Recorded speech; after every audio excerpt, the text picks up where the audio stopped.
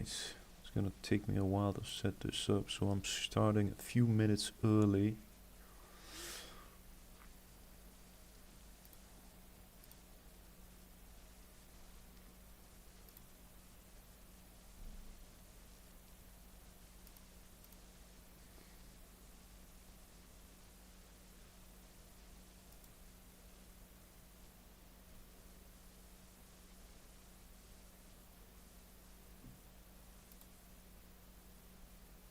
Okay.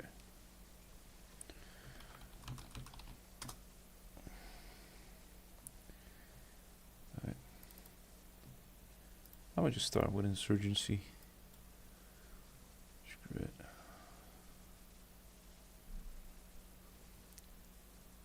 Hopefully you guys can see the original thumbnail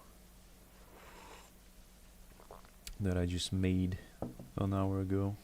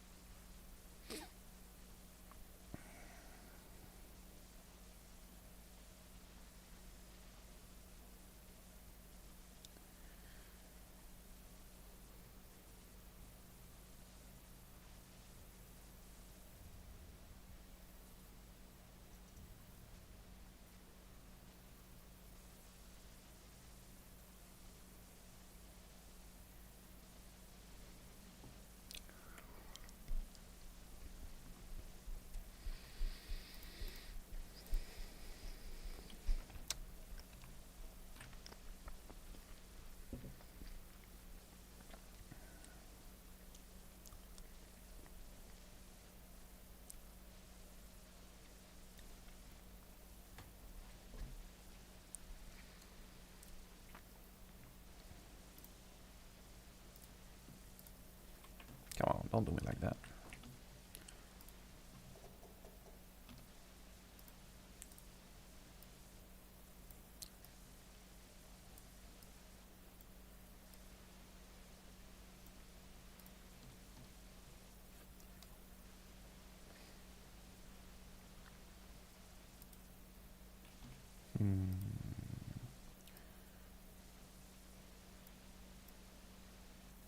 I wonder.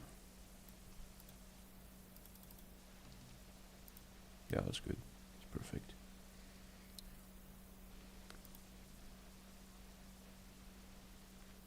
Connection is good.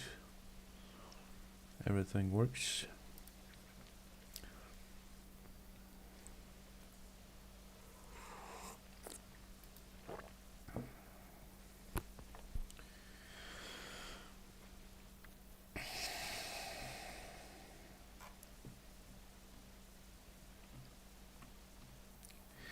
Hello, brothers.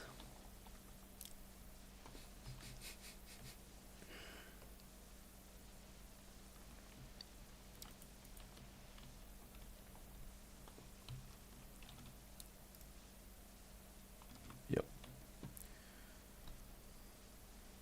Oh, got a viewer. I see you.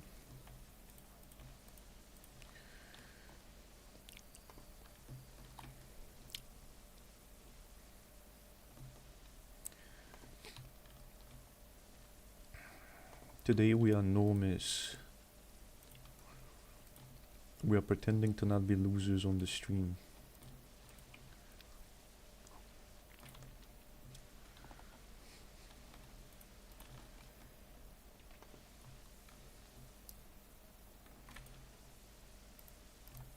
Oh.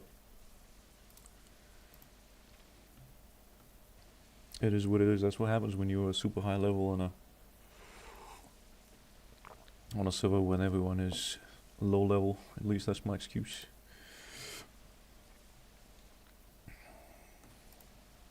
Hopefully people aren't too drunk today, because I usually avoid playing Friday nights because people just get they cannot handle their drinking and they get a little too crazy for my taste.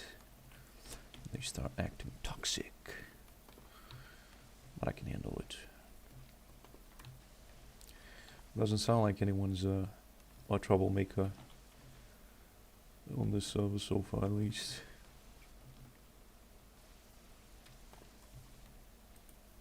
Or maybe that one concurrent viewer is just me. And I'm just talking to myself like a loon. Which is fine.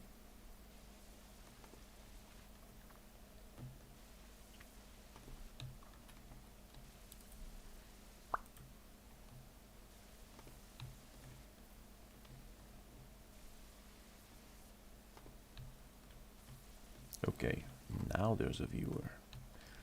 There's gotta be. Yeah, so I guess it counted me as one of the viewers. Makes a lot of sense.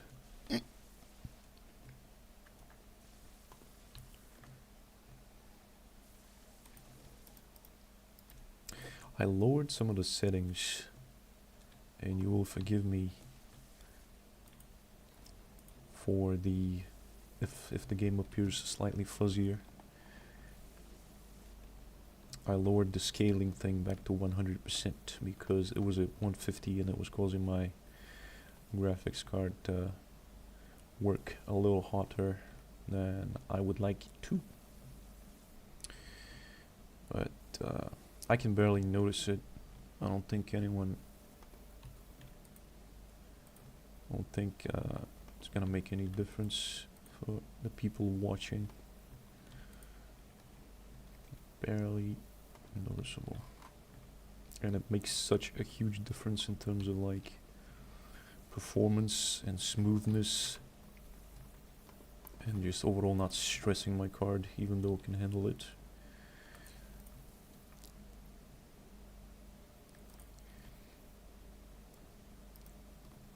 Oh yeah.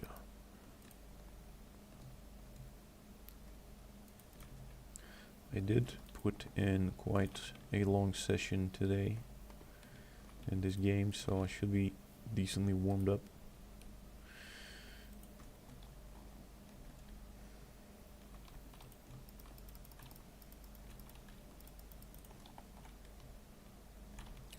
Embarrassing aim. And I'm out of ammo.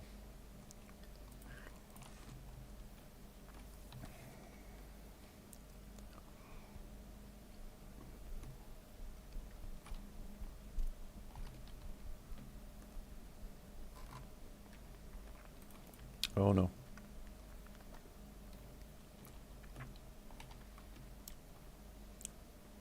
Gonna be doing nothing for a minute or two as we get a rocket striked.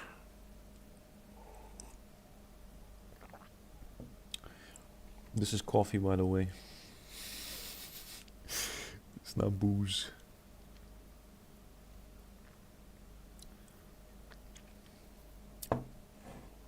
Or maybe it's a Black Russian.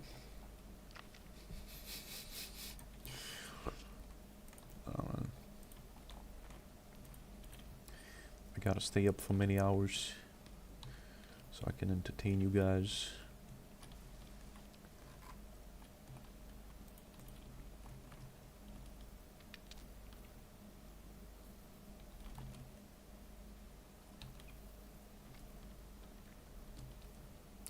Oh, I only have my top chat. Sorry about that. I'm stupid, man. Live chat. Okay, now I can see the live chat. Your boy is a bit slow today.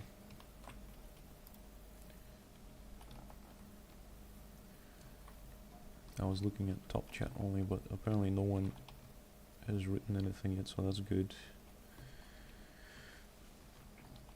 There's all these little things that you forget as a streamer. Because there's like, you have to pay attention to 100 little things to make sure everything's running smoothly.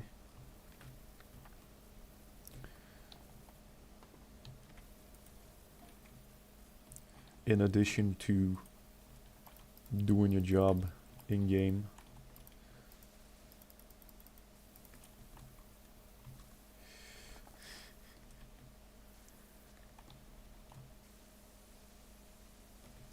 Yeah, I'm about to check whether I am stressing the graphics card with these new settings, because now that I've disabled or rather lower the resolution scaling. It's running so cool, almost as cool as body temperature when you have a fever. Like 40 Celsius. I used to run it like 55, 60. And yesterday we hit 80 whilst streaming, so hopefully the maximum today is like 60-ish.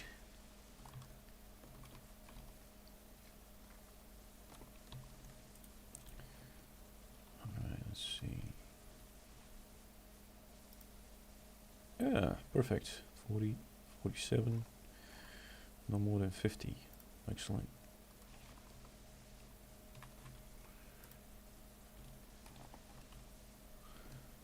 That's gonna be... The alt tabbing is gonna be annoying. I probably will have to run this in borderless, so I don't have that issue.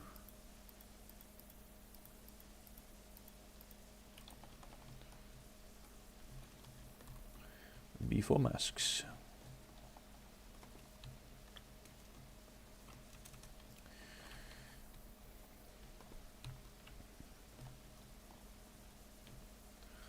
Yeah.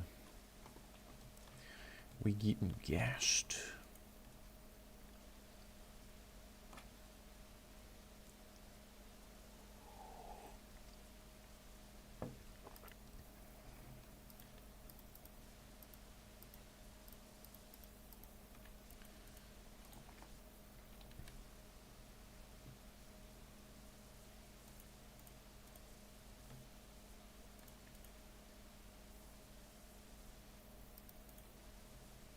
Hopefully there's a resupply.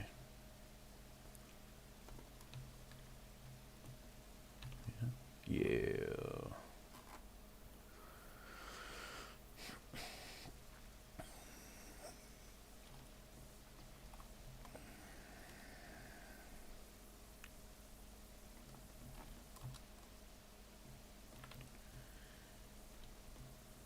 Friday is an interesting night in my neighborhood. I'm literally the biggest normie. I am the biggest noisemaker right now. Hello, brother drunk rider.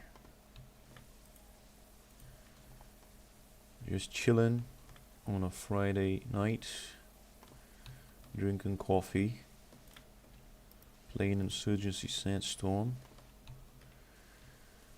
What is happening?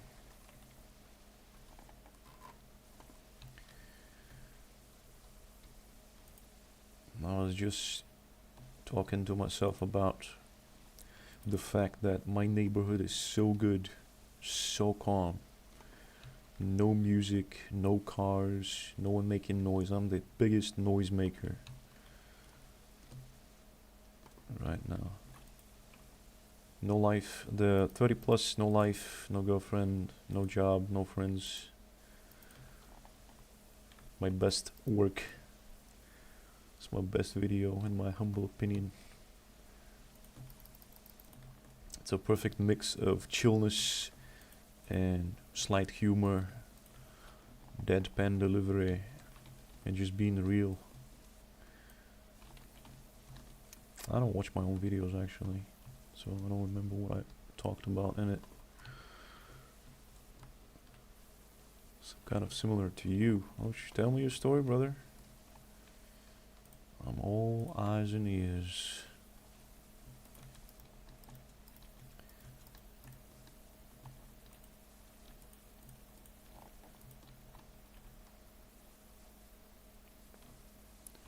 Assuming by the nickname that you're also a alcohol appreciator. Struggle to find a job currently for half a year. Yeah. That's how things are nowadays. And this is gonna become a bigger problem as time goes on. It's gonna be more and more difficult to find a job, especially a simple repetitive job.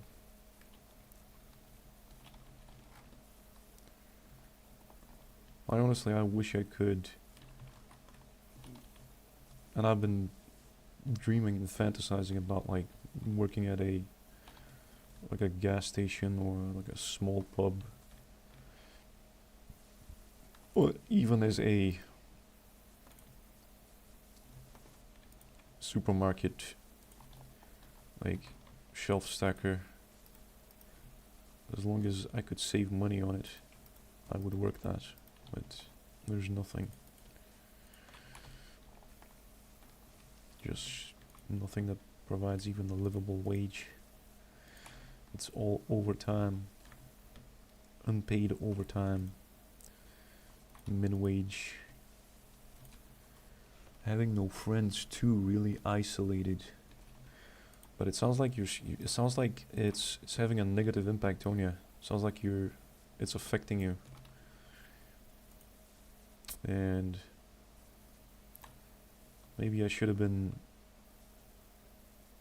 because I always, like when I make videos or when I'm communicating with people online, I always, I struggle to express myself fully, to the full extent of what I'm trying to say. So my point with making this video was that I'm kind of an outlier, because it doesn't affect me that I don't have friends or that I'm isolated. I actually prefer it. I don't mind not working. I don't mind not having friends. I like to be lonely, but everything has limits. Oh yeah, it's kind of like you enjoy being by yourself as long as you know that that's not, as long as you know that it's an option, as long as you know that it doesn't have to be this way. And for a lot of dudes that I've talked to, that's exactly the problem, is that they are forced almost. They are sent their own way. They don't have a choice. They can't unloneliness themselves. Like, I feel like most dudes are fine with being alone, but as long as they know that it's not a death sentence, a life sentence. Which is why these spaces exist. Why streamer spaces are so big. Because you can still have this kind of sense of community and have someone listen to you. Only what I do enjoy in life currently is to drink alcohol. Yeah, I mean, different people got different reasons for drinking, man. For me, it does, alcohol also does bring a lot of color. Because I don't really feel much if I don't drink. It's like, I'm numb. Not depressed. I'm not feeling anything negative, just nothingness, hollowness. So I understand you completely. The dopamine hits you get from alcohol, man, it's nothing like it. I hope you have control over it though. That you're not hurting your organs and your whatever relationships you have with your family and your other people. Hope it doesn't get out of control. Like, as long as you drink to maintain a buzz, don't do it every day. And you can stop, like you're not physically addicted. Sometimes I'm aggressive accordingly.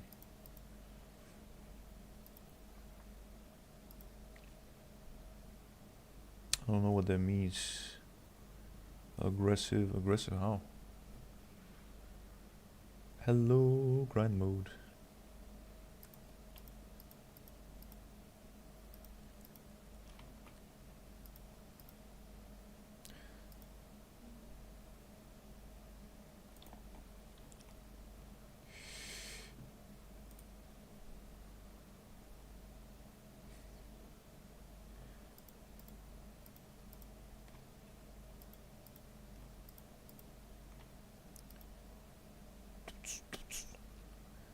Drunk writer on film, the isolation. Yeah.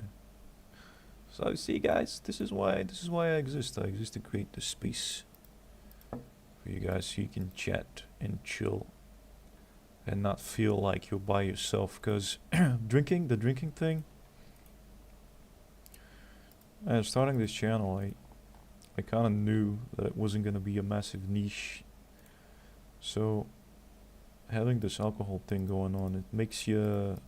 Not many people have this problem to the extent where it's like it takes over your life and becomes a thing. Especially so Jet Z, man, you have no support network. Yeah, you guys are on a whole other level of nightmare mode. You guys are living in a super dystopian online nightmare. No one to turn to, yeah. No support network besides this online parasocial stuff, which is not the real stuff. It's not offline friendship.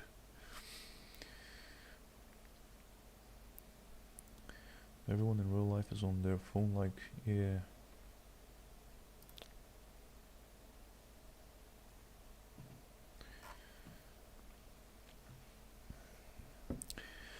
Back in my day, we didn't have smartphones growing up. So people still hung out together and did stuff.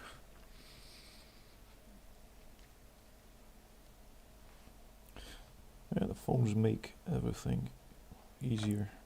You don't have to put in any effort. Cooked. Been hearing this word cooked used so often everywhere. Cook this, cook that. Bro, you can't even cook.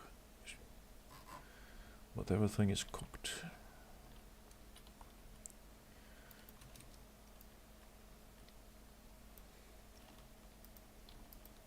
Real support networks take effort to build.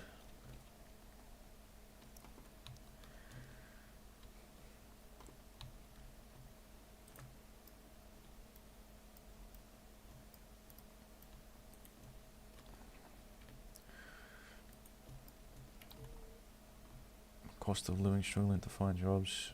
Yeah. Salaries stay the same, number of things to consume, and their cost keeps increasing.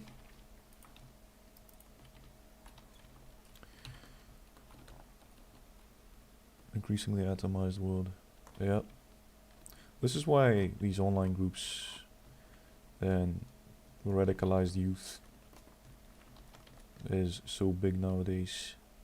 Lack of father figures, especially. Lack of a dude or a community of dudes that keep each other accountable. That no longer exists, because it's much easier to just stay home and do what I'm doing right now, just play video games and have pretend contact with people you don't really care about. Because it's easier, there's no pain involved in this. You can always close the tab, shut your internet off, get off the chair. No one's forcing you to.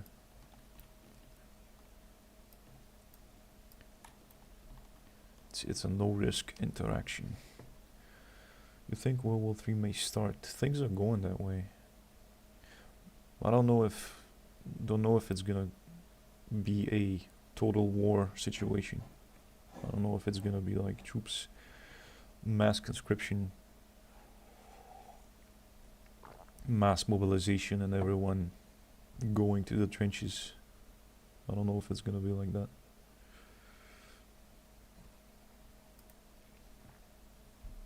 Plus, it's just gonna be such an alien type of war. Dronified to the max. Oh no, I'm so sorry. I forgot that we were security. Just team killed someone. Gen Z won fight. Yeah, man, you guys are a lot more aware of young kids, 20 somethings. You grew up on the internet. You're a lot more reluctant to fight, kill and die for kings, which is good. You value your lives.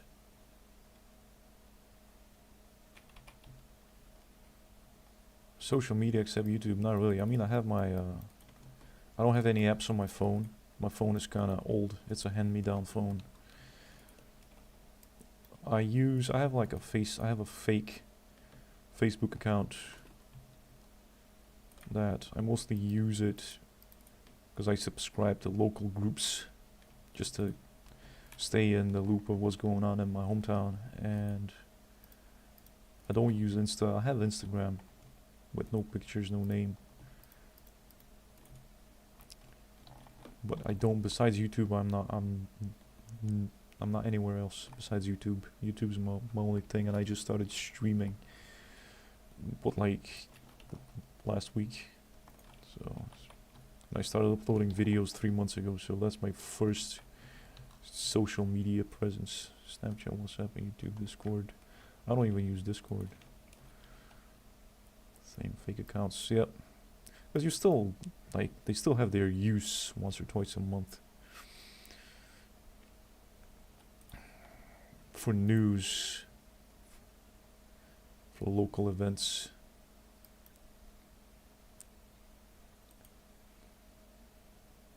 I don't follow anybody. You just, if you unsubscribe from other people, if you don't follow anyone, you don't have to torture yourself looking at their walls and the perfect the snippets, the good snippets of their lives that they want to project into the world. You don't have to subject yourself to that. Yeah, I mean, if you don't have the looks, if you don't have the social skills, obviously you're gonna be naturally just staying away from these places. And that's what it is what it is. Society rewards the fakeness. I don't know if you guys not like follow, but I don't know if you're aware of these the big influencers like Andy Tate, Hamza, these kind of dudes, all the kind of drama. I don't follow them. I don't believe. I'm not like a believer, but I follow what's going on. And because of the rules for thee, not for me, and I do watch Redpill, Blackpill type content for entertainment, and the fakery, the rules for you but not for me. Hamza, yeah, that's the video I just saw, literally like an hour ago, from Rehab. I don't know if you guys watch Rehab. I love the dude. Yeah, preaching self-improvement, telling you to go through these humiliation rituals, and then he juices like rules for you, not for me. You have to suffer, you have to jump through the hoops, you have to send me a vial of your blood, and I'm gonna be collecting your money and buying. Well, it makes sense. It makes sense. Because they trick you with the results, with the physique, but you don't know what's going on behind the scenes. Yeah. Actually, he's been kind of leaning a bit more towards the self-improvement. He's been leaning kind of red pill recently, which I found kind of interesting. I've only been watching him for a couple of years. Apparently he's ancient. I used to watch Face and LMS when he first started uploading, but I wasn't aware of Rehab until like a couple of years ago. He's a funny dude, man. He keeps it real. At least that and Sam Hyde. I love Sam Hyde. He's real. At least he admits that he uses like TRT. He's real about it. And he avoids giving kind of self-improvement advice, even though he does still do it on demand. His stuff is real though. I used to really not like him. I thought he was a narcissist, but after I kept watching his streams, found out he actually has a really big heart. He's a really good dude.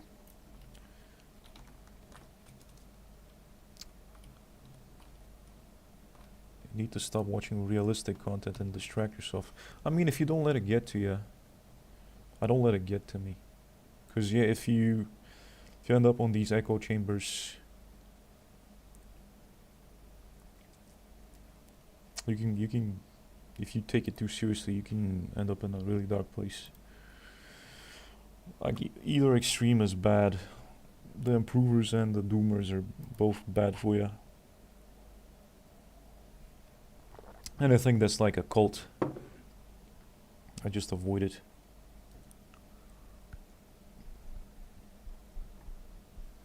While I'm sober, I just can't talk to people. I get really anxious. Is it relatable? It used to be. I used to be like this when I was younger, in my early mid-20s. It's just felt because not because of like fear or anything, but more like realizing that I got nothing inside of me. I'm hollow, and I don't want them to find out. So drinking masked that very well. It gives you like, it gave me these kind of,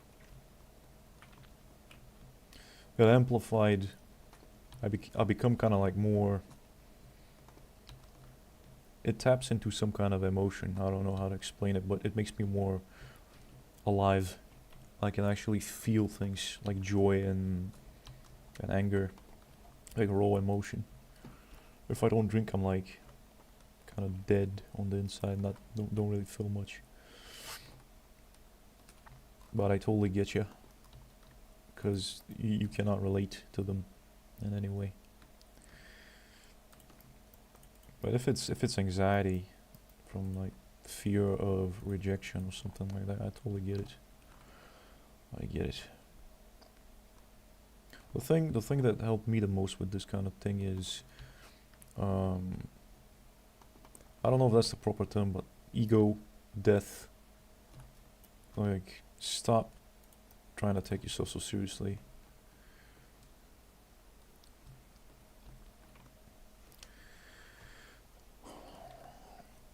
And that really, really, really helps. Just make some mistakes and embrace the cringe. No one really cares. When you get older, I don't know how old you are. Sounds like you're in your 20s. But when you get older, you naturally will stop caring as much, because you literally are running out of time. You will probably have, by the time you're 30 years old, by the time you're 25, you will have allowed, if you don't have a strong sense of self, you will have attracted or allowed someone with a strong character to influence you in a bad way. And you're gonna have that as well.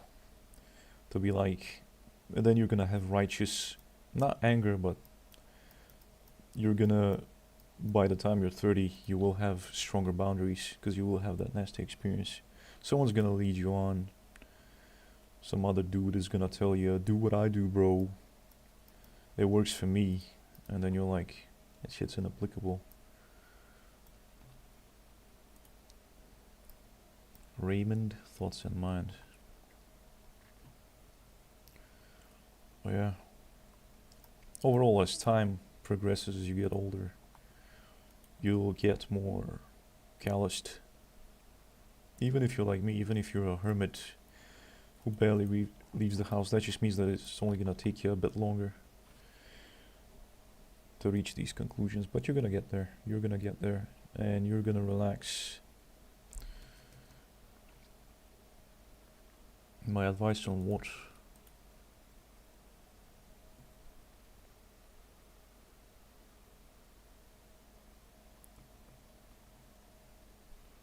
Life advice? I don't know. I avoid giving advice because everyone's different.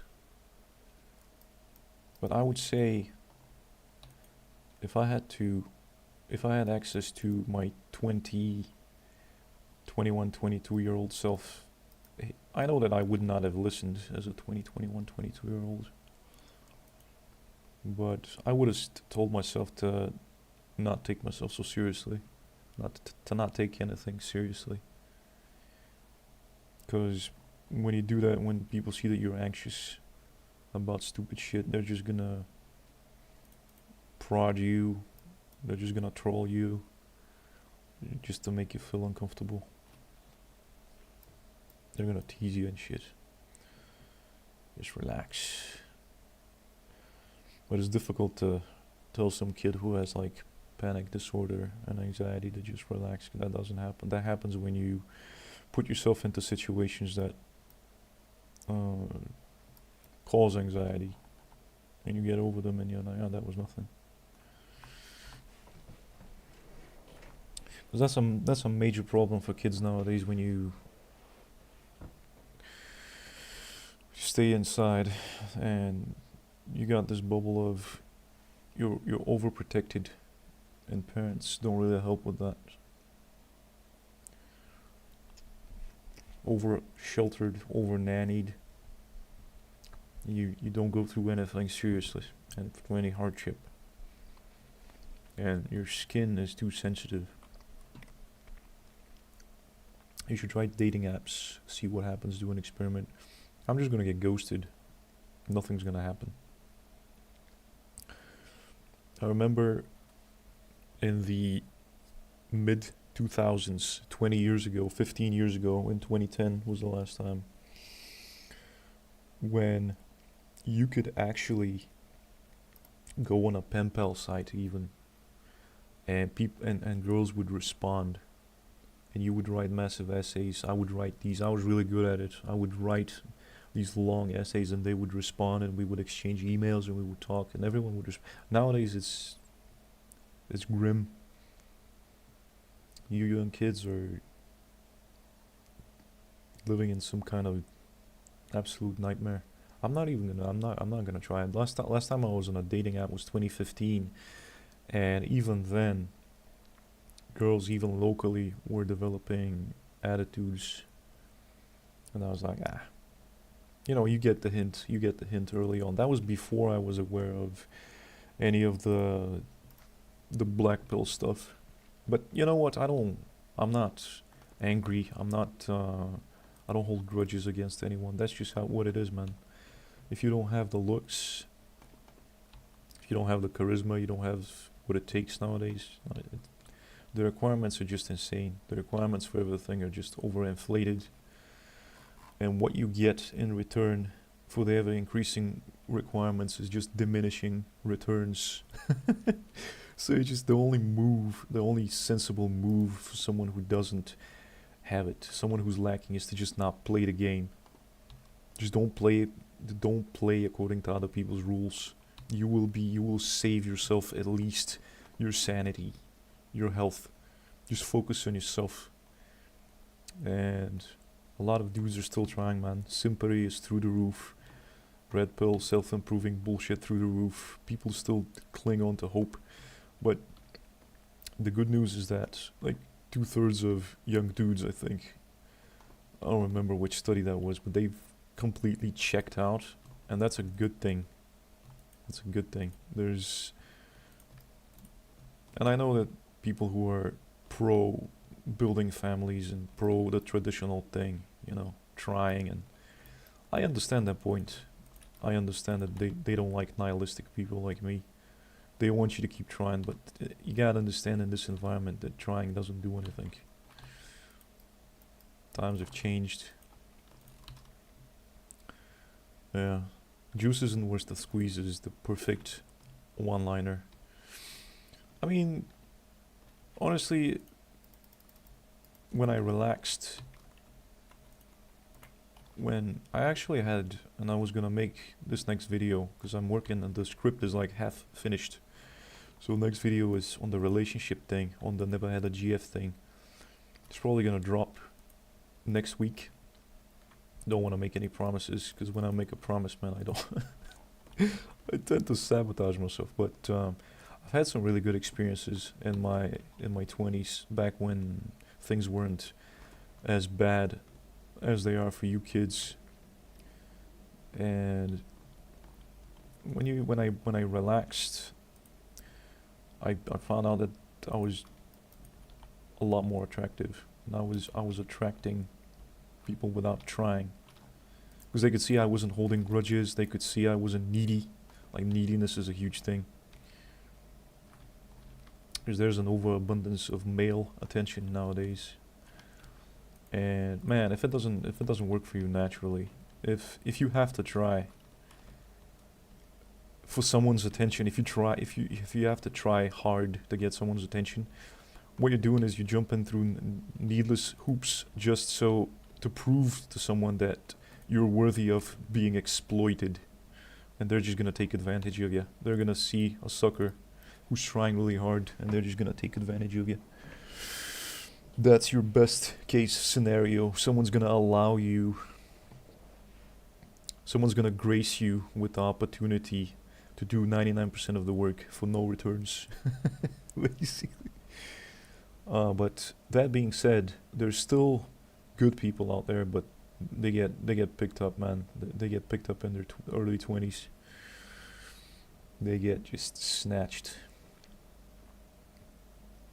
And I decided to make this channel because I have a different perspective of someone who doesn't care, someone who doesn't hold grudges, someone who isn't embittered by rejection and things like that. Because I've had good experiences, but if I tried now, if I was 23 instead of 33 now, I would be completely cooked. It never began.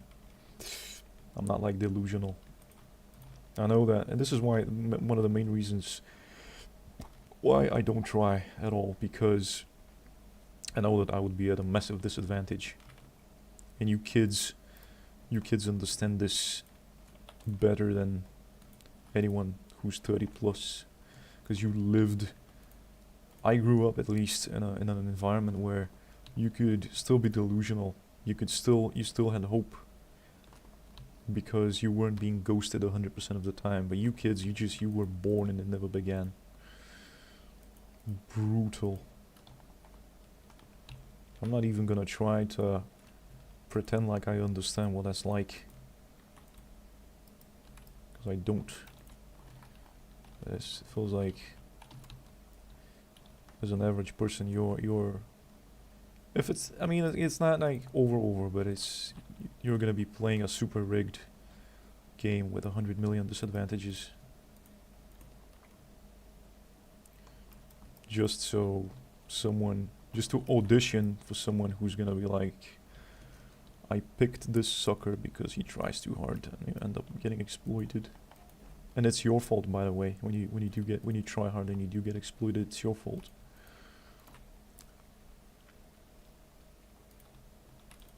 I don't mean that in a complaining way. I mean that it's always the person making the offer. So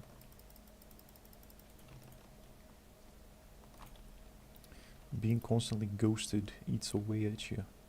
Yeah, and this is why I started this channel. I thought I would give a unique kind of perspective that you can live this, you can live as a ghost, and it doesn't have to be the end of the world, because it's not. And because it doesn't affect me, I don't care that if 1,000 people come and drop their stories and drop their traumatic shit. I can take it, I don't care. That unfazedness, I hope, can help other people relax, because you're not alone. And but also, you don't have to be angry at other people. You don't. What I'm trying to explain is that it's not your fault, but it's also not anyone else's. That it just is what it is. It is what it is, man.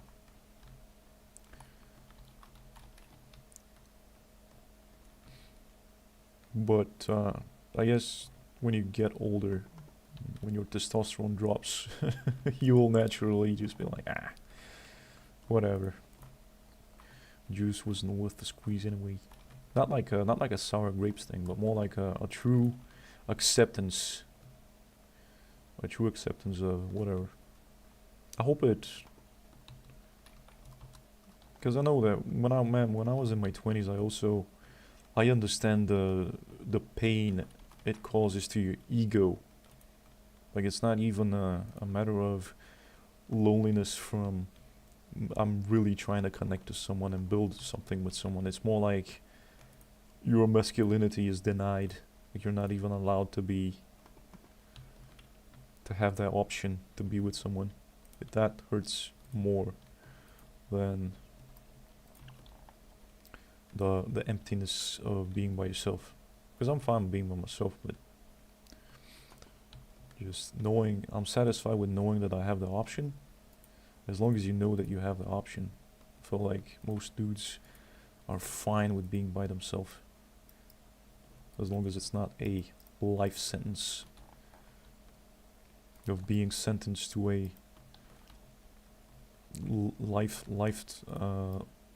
sentence of solitary confinement.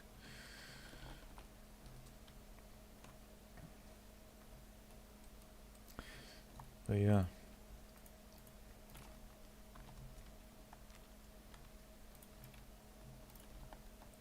These spaces, I don't know what it is. I don't know what it's like because I've never felt lonely.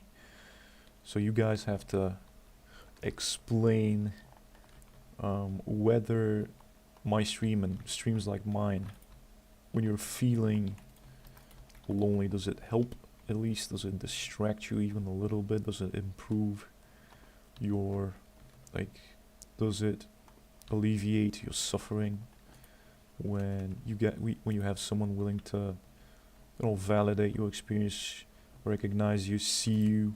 Does it help when you're seen?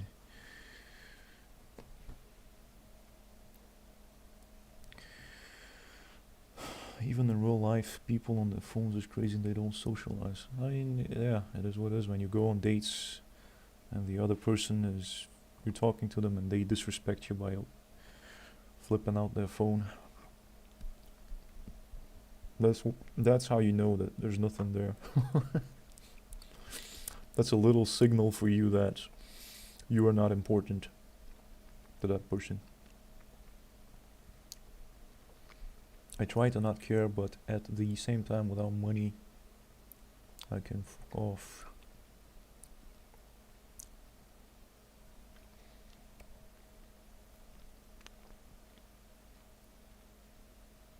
Yeah. I mean, even if you did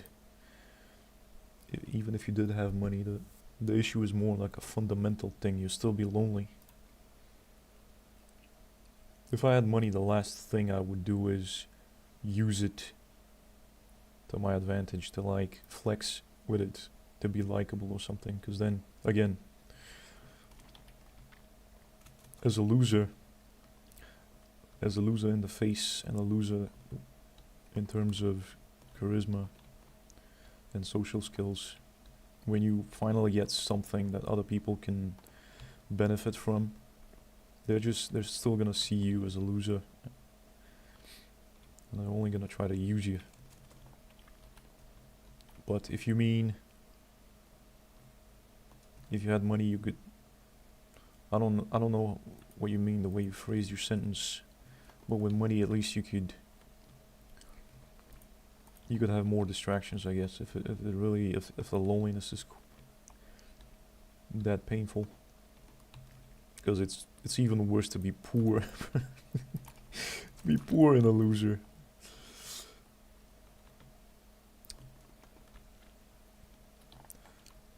With money, at least you don't have the unnecessary little problems that you can't fix. You don't have these little frustrations, like a million, like a death by a thousand small frustrations. If I had money, if I could retire today or tomorrow, I would be so happy. Like, I'd stop giving a shit even more.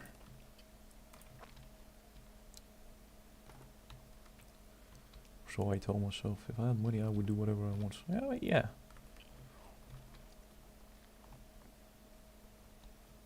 That's the funny thing about people when they get money or some modicum of power, and people say that they have changed, but they haven't really changed. They just become exactly the person that they've been repressing for so long because they couldn't afford it socially. Yeah, that's I guess that's a typical power fantasy. That you're gonna have the moment like in like in the movie Wanted, where the dude walks out of his job and just smacks his bully across the face with the keyboard. It's kind of that kind of power fantasy of, now I don't care, now you need me, and now I don't care. That's a big middle finger. I don't know, man. I wouldn't focus on making money just to have some kind of revenge fantasy. It would just be to genuinely be happy, take care of my family, and just get myself like a comfy place to live in and stream from. Focus on your internal happiness as a motivator, not on something negative. Because then you're gonna get the thing, and it's gonna, because it comes from a bad place, it's not gonna last. You're not gonna respect yourself.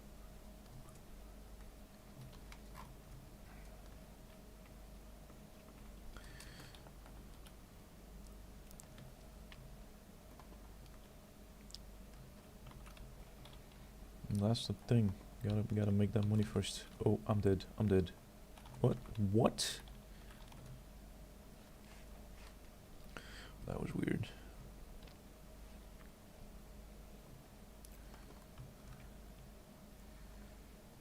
I might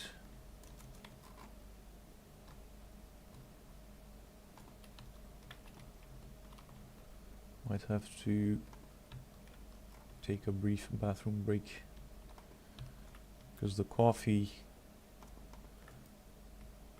always has this effect on me.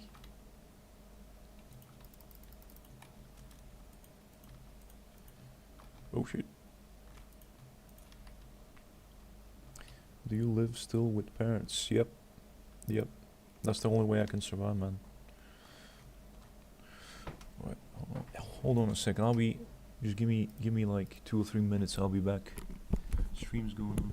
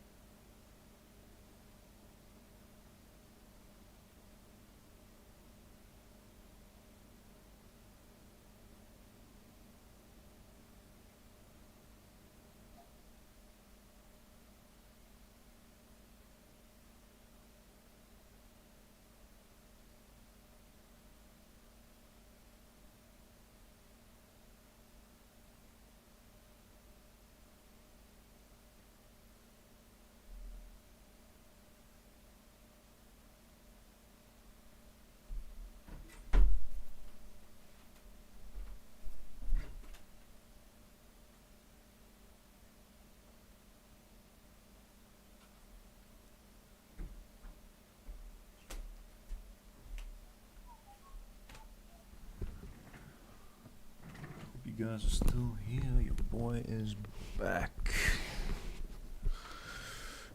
Yeah. So, computer's doing pretty well. Pretty well. Okay, I'm gonna play some truck simulator. And on the living with parents thing, yep. That's just the way it is. A lot of young people, especially in South Europe, East Europe, live with parents. No, I don't have any console. I just have my PC and my laptop.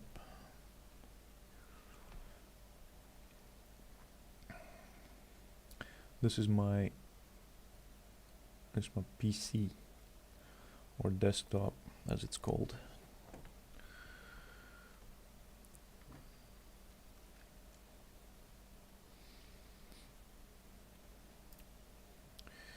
Love this game.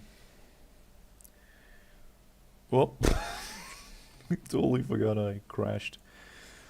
On yesterday's stream I crashed, and I was like, fuck it, Alt F4. Okay, let's load from a previous point. Yeah, funny. Did I really trash it that much? What was I doing, bro? I wasn't paying attention to the game. We had some really interesting conversations with a couple of dudes.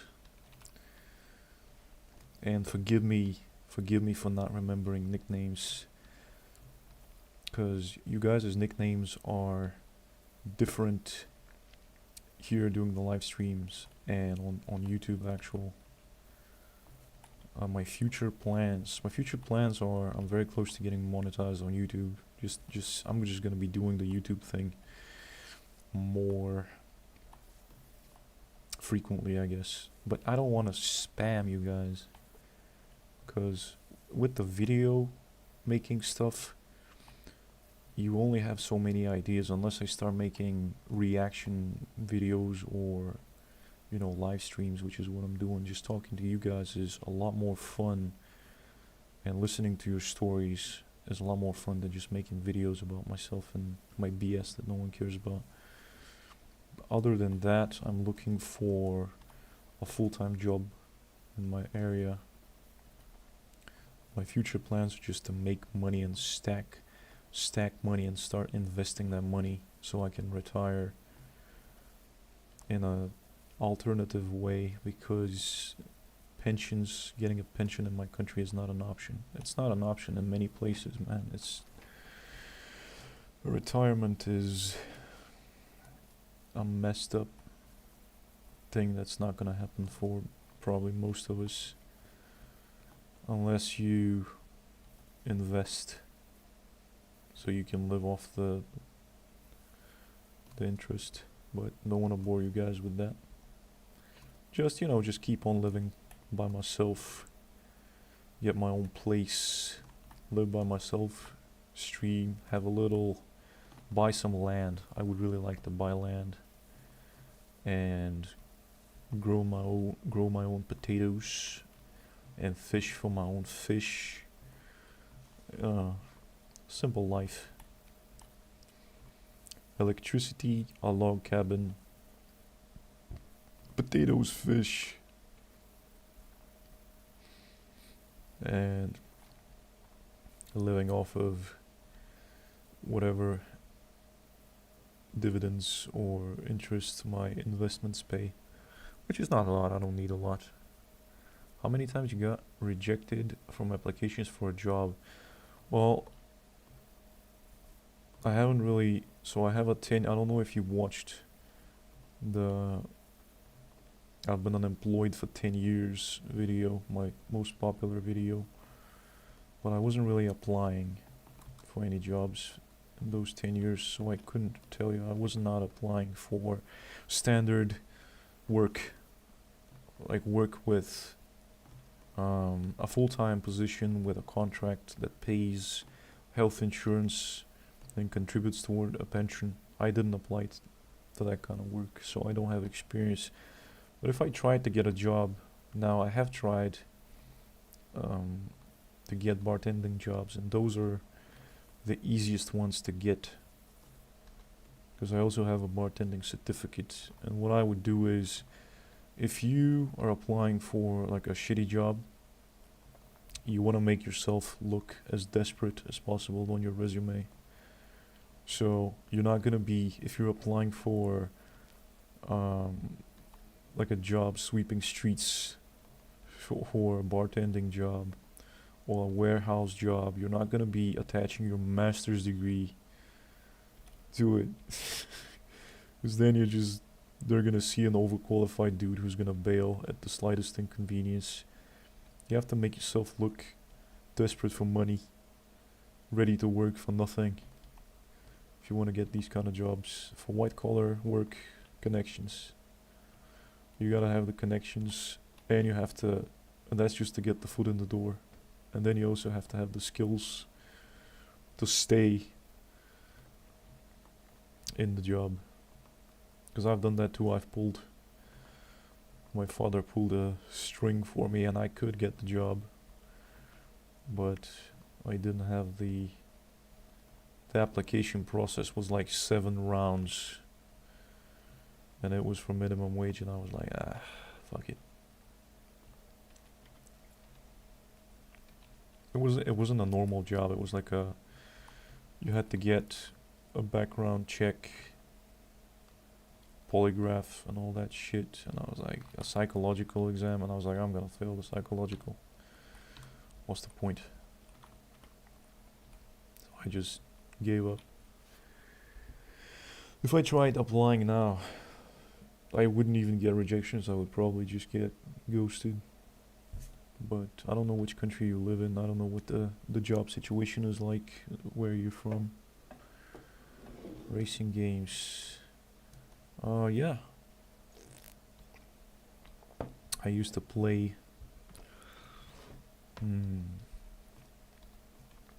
Need for Speed.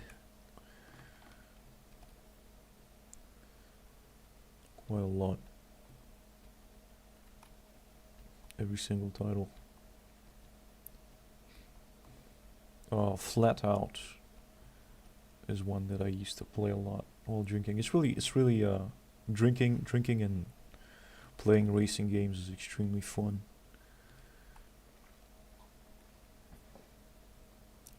For some reason, I drive a lot better when I'm drinking, because you take more risk. F1 2012. I think I tried it, but I didn't like it. You should probably get the wheel with pedals and the gear shift thing to play those. Or if you like, I think I like flying more than I like driving.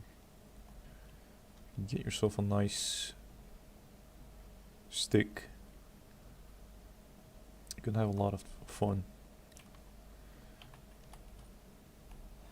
Flying takes less brain resources than driving. There's nothing to collide into in the sky. I mostly race it. Assetto, Corsa or iRacing. I should try it. I need more I really need some suggestions for video games to play for you guys. But before that, we need to be getting more people on the streams. 10 people minimum. So I gotta make more videos. Gotta attract more subscribers, man. Because most of my subs come from 2 videos.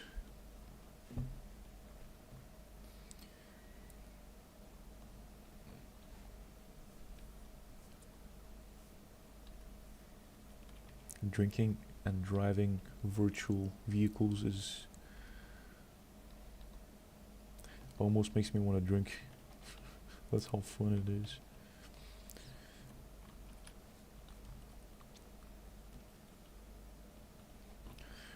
to get this shit fixed.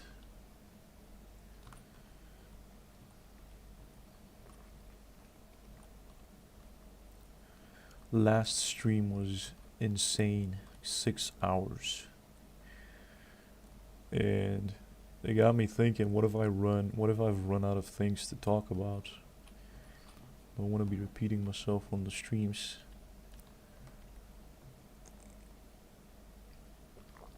So definitely gonna be encouraging you guys to talk about yourselves more.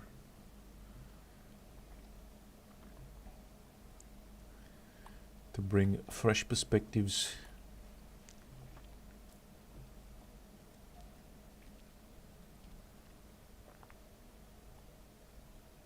But I'm gonna stay on. I'm gonna stream as long as there's someone watching. I'm gonna keep streaming. Ooh, I hate these barriers so much.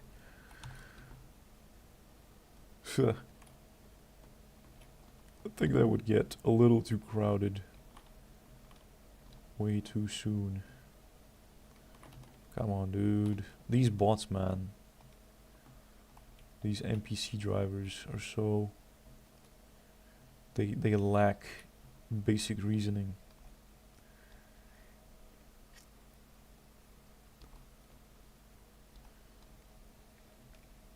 Tell me about your drinking. Tell me about your drinking habits, drunk rider. What you like to drink, how you drink, how long you've been drinking, what your withdrawals are like, what's the biggest stretch of time where you drank every single day. Beers, wines, whiskey. Oh yeah, so you're a true alcoholic. You'll drink anything as long as it has ethanol in it. Weekly only. That's good. It's pretty normal.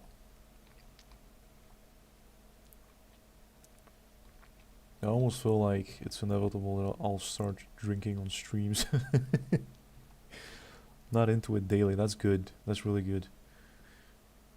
Once you get into the habit of drinking by yourself every day, you can spiral. This thing spirals out of control pretty quickly. You drink since 16. That's some real shit. I got nothing on you guys who started drinking so early. I started at 21. Even though the legal age here is 18.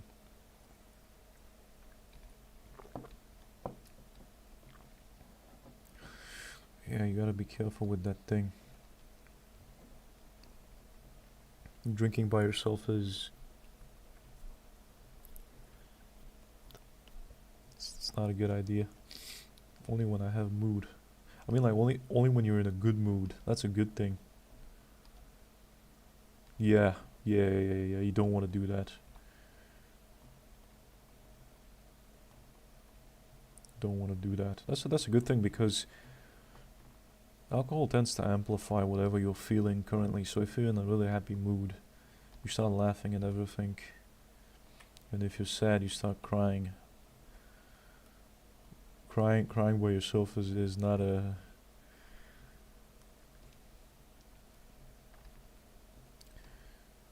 But you know, it's not a big deal, as long as no one knows. If you do this, if you don't bother anyone, if you drink responsibly, and you gotta let something out, have yourself a little crying session. Nothing wrong with that.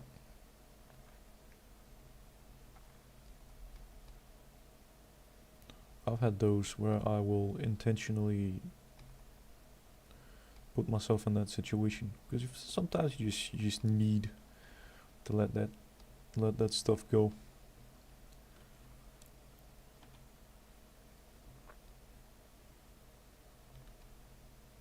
I find that even when I'm in a bad mood, if I drink, everything improves, but I don't know, it works differently for different people, I guess. I once broke window and got caught by cops midnight, arrested. Oh, damn. Wow. I've never done anything like that. I've broken stuff whilst drunk though.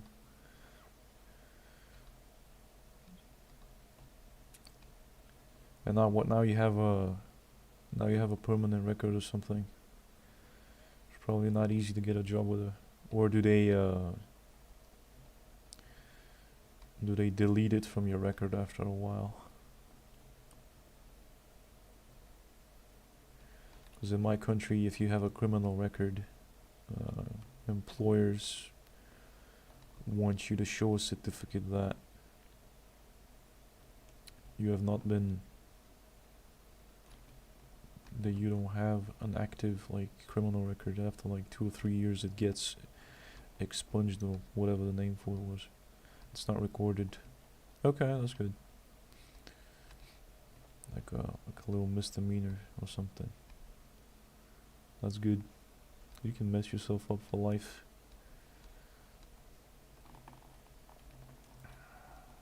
Oh wow, these roads are slippery. That's really good that you didn't mess up your life. Most violent crime, most bad stuff that happens is caused by, like, there's alcohol involved. Yeah, the majority of violent crimes. You don't want to be doing that. Imagine like waking up with a hangover and now you're looking at 30-40 years behind bars. That's not a good thing.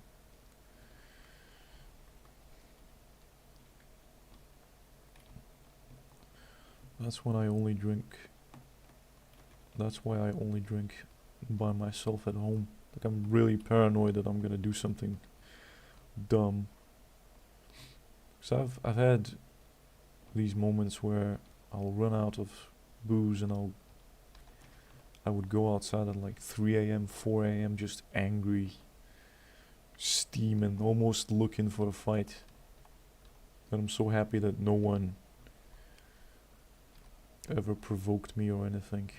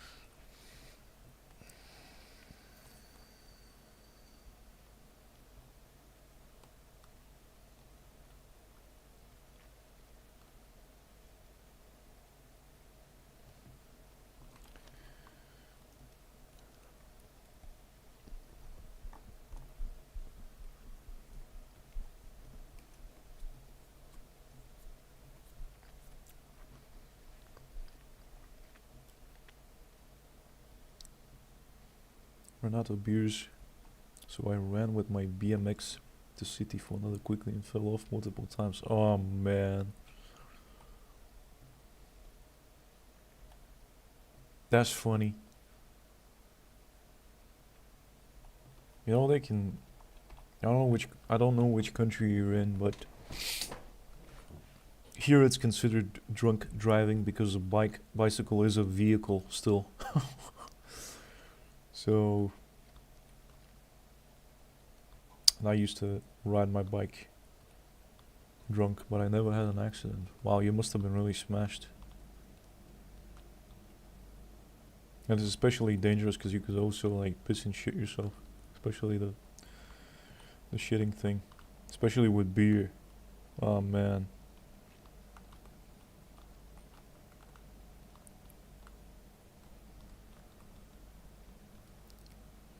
Yeah. Well, that's good that he didn't get caught.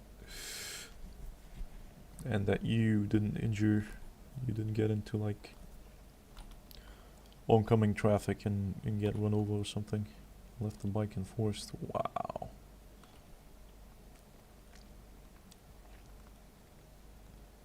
I guess everyone has a story like that.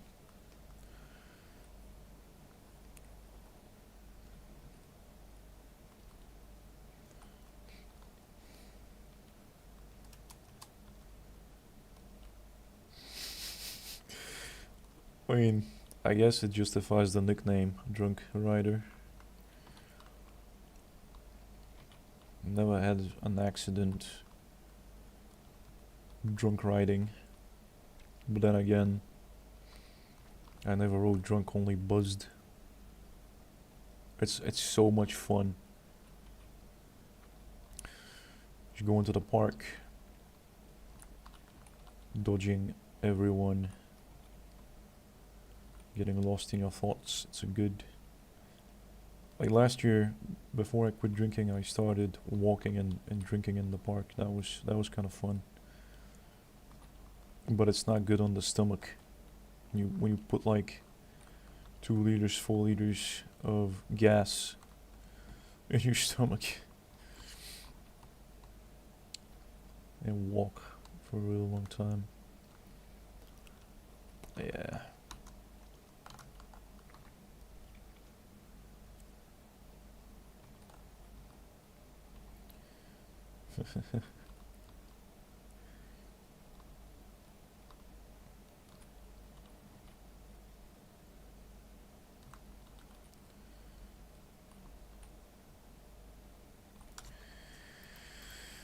That's what happens. Hey, as long as you're in good health, as long as you can control it,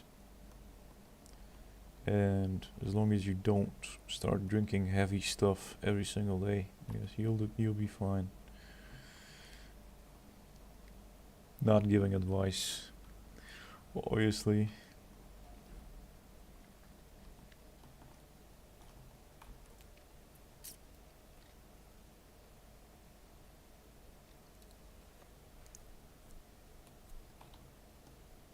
Whoop. Oh no.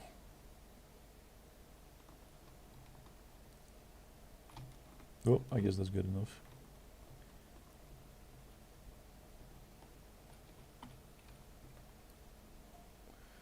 I did once 4 days in a row, but didn't enjoy it. That thing takes training, I feel like, because I also didn't enjoy it when I started doing. I could only do it for a week. You just feel sick. The euphoria only lasts for 3 days. You keep ascending, and that's usually because you tend to overdo it. If you learn to control your drinking to the point where you never get drunk, like you don't when you talk, you don't have problems speaking, you don't have problems walking, you can walk in a straight line, you're not slurring your speech. If you're only tipsy, if you maintain the tipsiness, you can do it pretty much forever. Again, not advice, but it takes a while to get there. It takes years of training. I also wasn't able to do it initially because you would just end up wanting to just get drunk. That would put an end to it.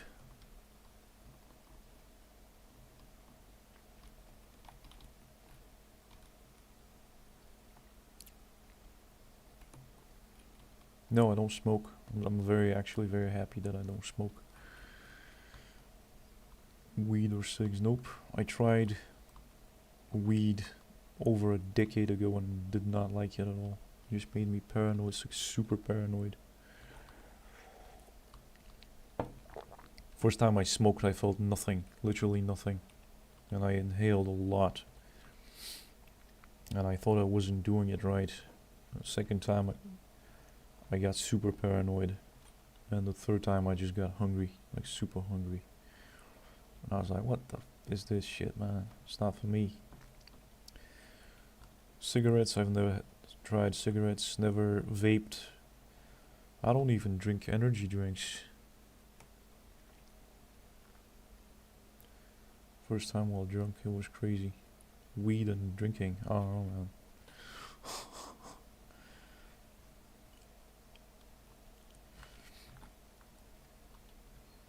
It messes with the beer and the weed messes with your hormones.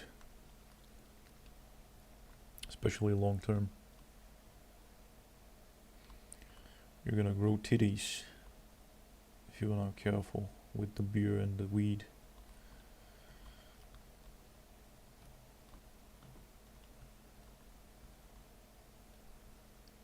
What do you mean? You do crazy shit? You goofy?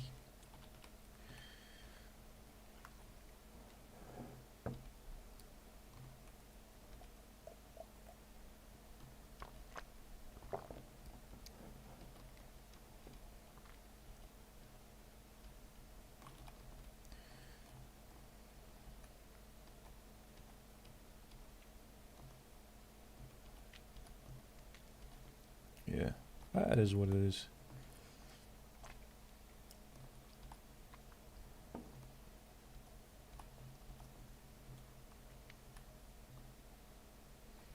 Life is boring otherwise, yep.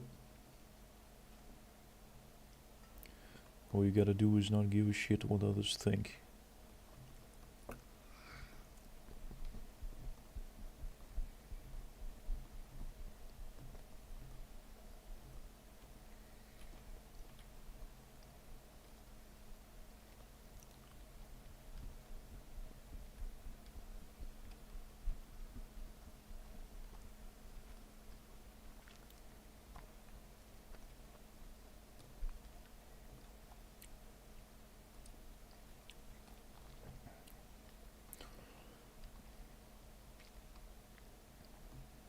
Ooh.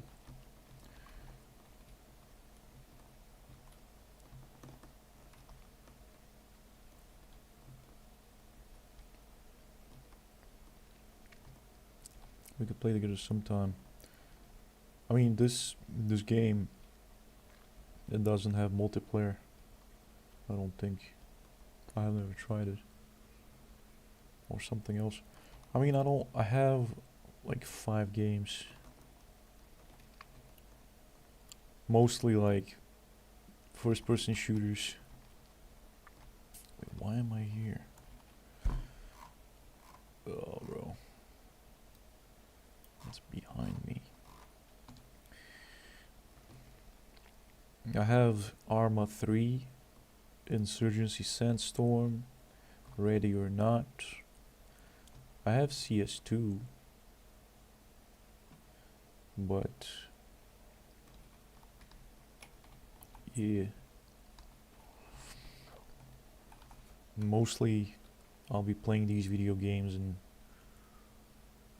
Repo, never heard of it.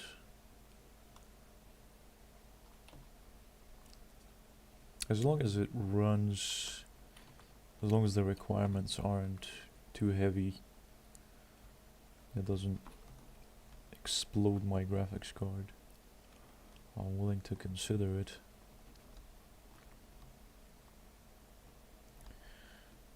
Zoop. Oh shit. Small game. Oh, come on.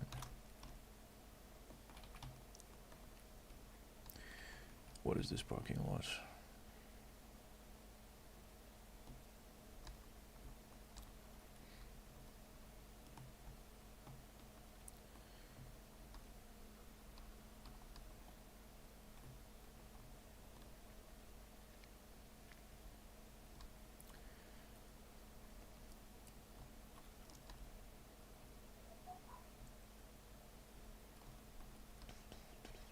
Where is this thing? Oh. Ridiculous.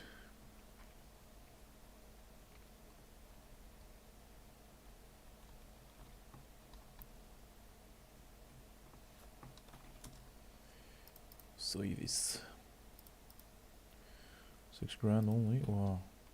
Oh, things need changing. But I can't see. Hold on.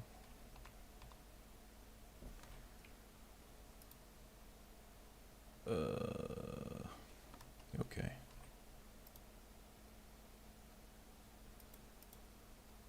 Okay.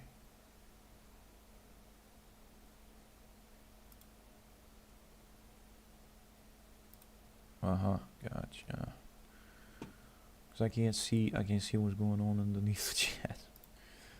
Okay, that's fixed. Wow. Must have been from all the hand braking. The tires were messed up. But yeah, let me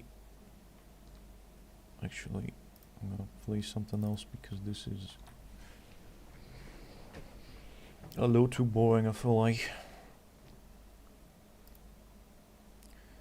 54, okay. So what's going on over here? Someone unsubbed, and I still cannot see. Someone posted a comment, but I still cannot see who posted what. Maybe they deleted it or something. And this happens every stream. Like I'll lose 3 or 4 subs and then regain them the next day. It's really weird. Interesting. Let's do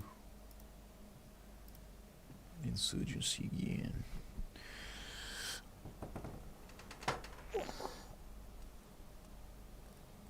Definitely gonna have to make that new video. Damn.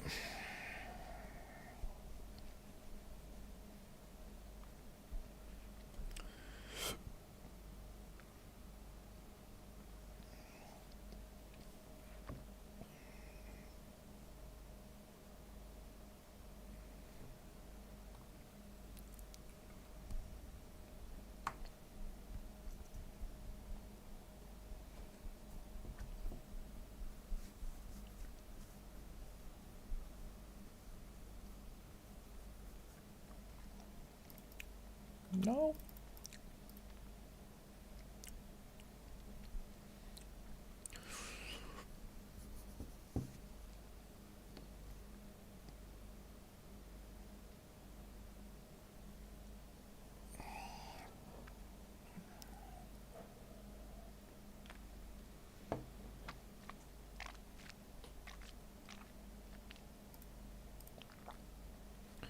Whoops.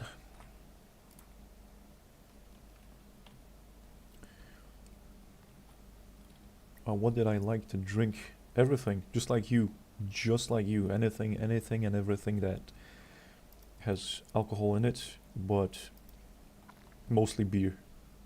Beer was, because you can maintain a buzz, you can stay tipsy on beer. That's the easiest thing to control, because you need the volume that you have to drink allows you to make minor corrections with big amounts, unlike spirits, which you can very easily overdo spirits and get drunk and then not be able to enjoy anything.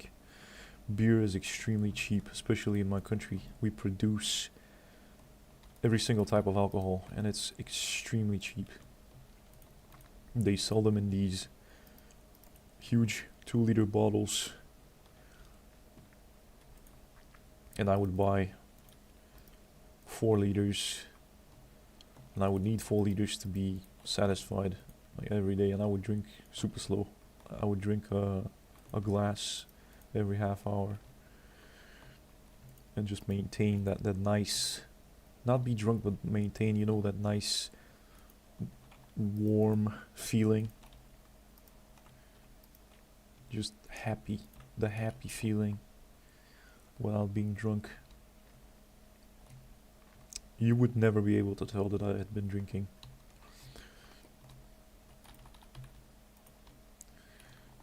But my next favorite is brandy, because my grandfather used to make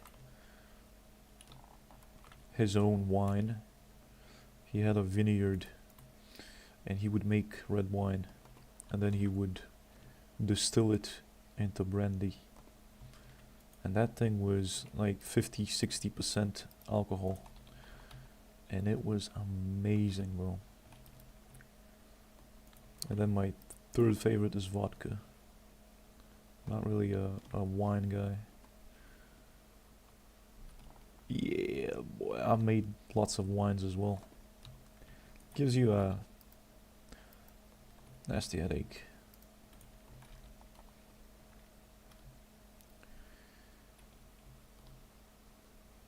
Nice. You don't want to mix beer, wine, and spirits in one evening. But yeah, I always would, every time I quit drinking, I'll be like, oh man, I'm never drinking beer again, I'm only gonna stick to spirits.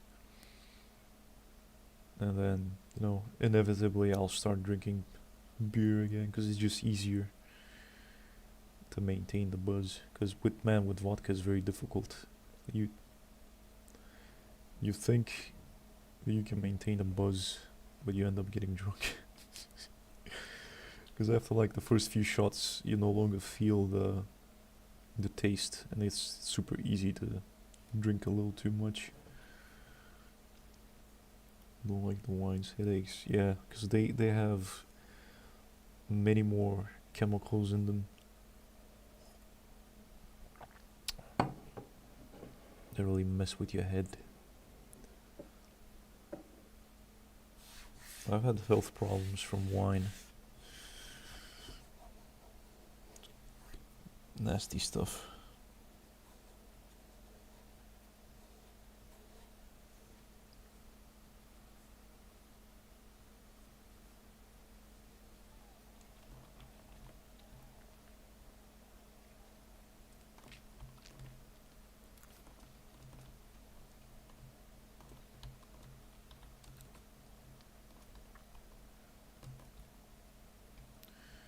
But yeah, I don't know. The joy I get out of drinking is so insane. Like, it's when you learn to maintain the buzz, it's like so addictive. I could spend months and years in that state. It's just permanent bliss. But it messes up your body. It messes up your sleep. It messes up your brain. And the recovery, just losing the fat, and the time it takes to start sleeping well, it's just not worth it. But every once in a while, drinking like on the weekend, 1 or 2 drinks on the weekend, I guess, if you can control yourself, that's a good thing. Cocktails and bars with friends. Yeah, man, I used to work at that. That's such a scam. They're so expensive, and they don't even put a lot of alcohol. It's mostly sugar and syrups and soda. It's all one big scam.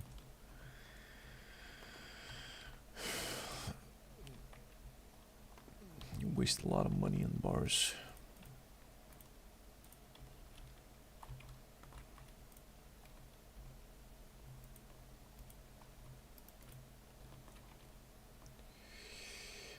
Yeah, would not recommend wasting money in bars. Expensive, but most of the time not from my money. Ah, I got you. That's good. To have someone to... You always have that one guy who wants to buy drinks for everybody. If you're lucky.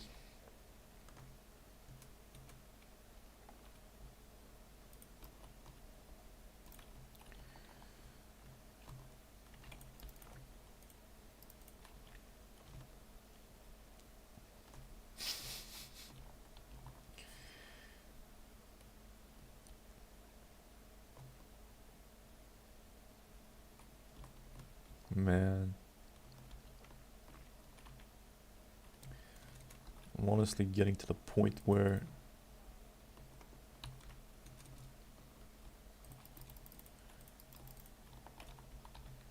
I feel like, do you have some goofy stories while drunk? Oh, plenty of them. Plenty. I have so many cringy things. I used to work at a, when I was a student, I used to work as a volunteer bartender at the student pub. And that used to be my, I used to chill there every single evening after university. After courses I would go there. And just the cringe. I was such a dickhead. I was such a piece of shit, man. Like, I wish I could go back in time and smack myself for just the disrespectful douchebag I was. I'm disgusted with who I was in my 20s, my early 20s. I could have been a nice, chill dude. But I was a piece of shit. I could have had so many good friends and good relationships. But I thought I glorified being a dickhead. So cringy. It was like a insecurity or the defense mechanism or something, I don't know. But goofy stories, I have to think about it. Things in particular.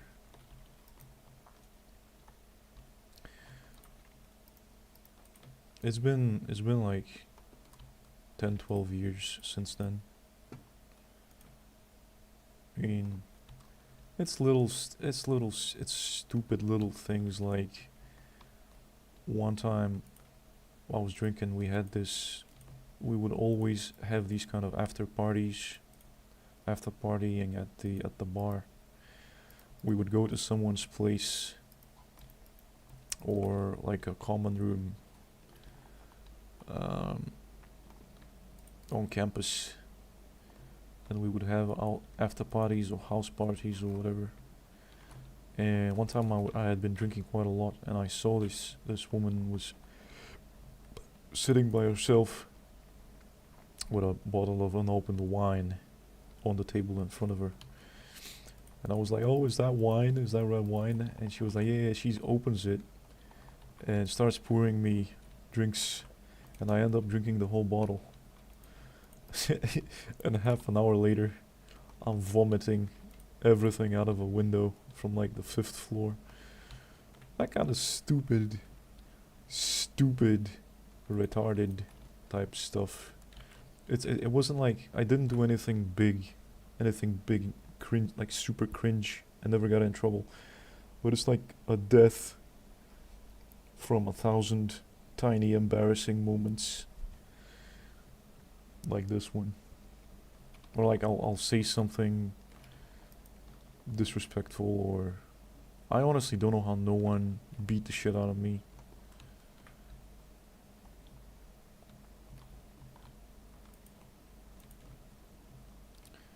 Piece of garbage wall, 17, 19.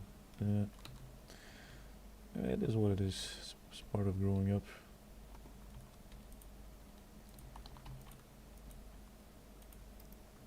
I just wish I was nicer. I used to think that was a weakness.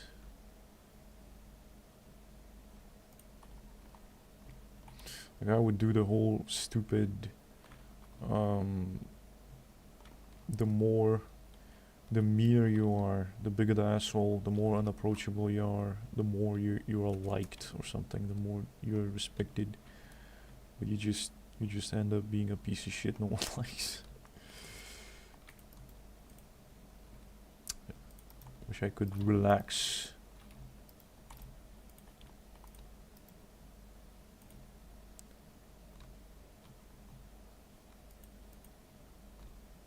Yo, what?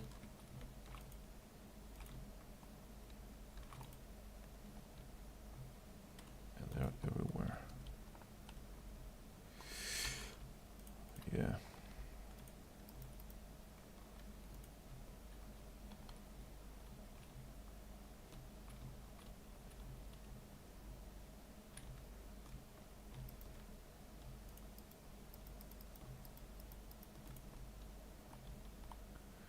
These bots got nothing on me.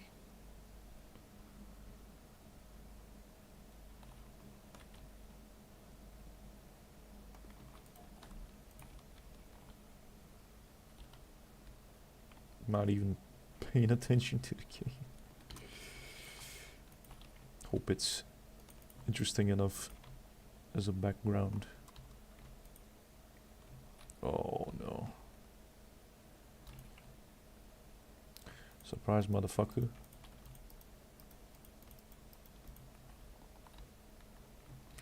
Oh yeah. Friendly on the machine gun.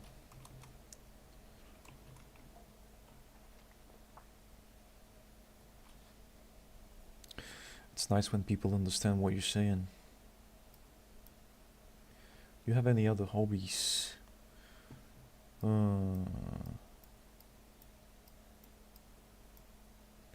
I mean, drinking was my main hobby. And now that I don't drink, not really.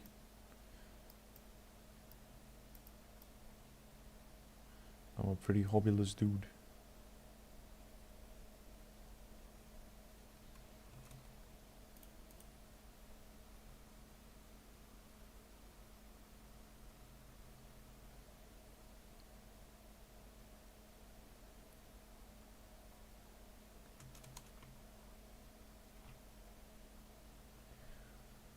My main is drinking, if not starting to wall.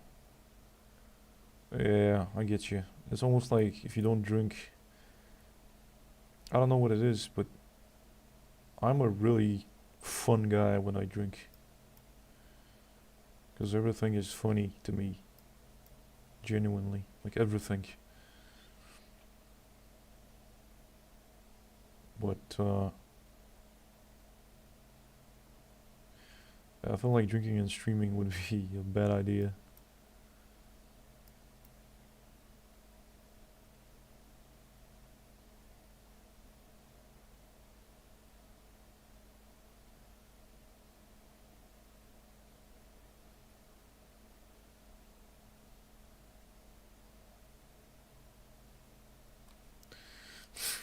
Yeah.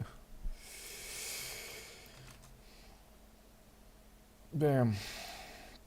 I actually wish I started streaming back when I was drinking, because people like watching energetic streamers, you know, that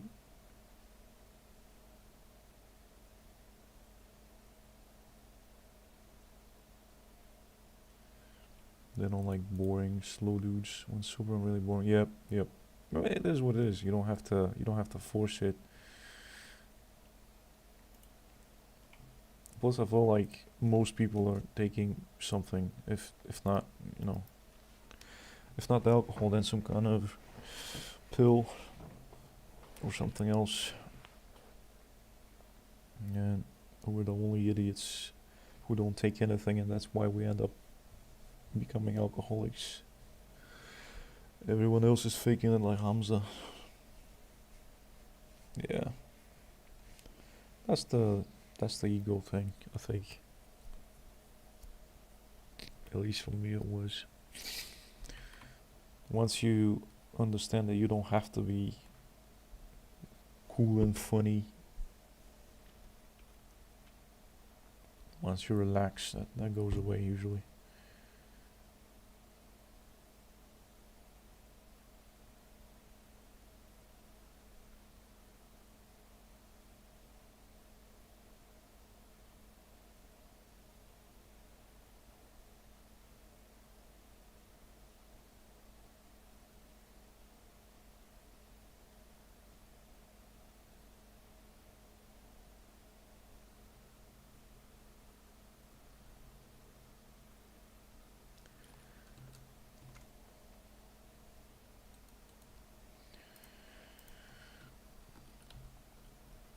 if you're worried about, if you're like this because you're worried about what others think or something,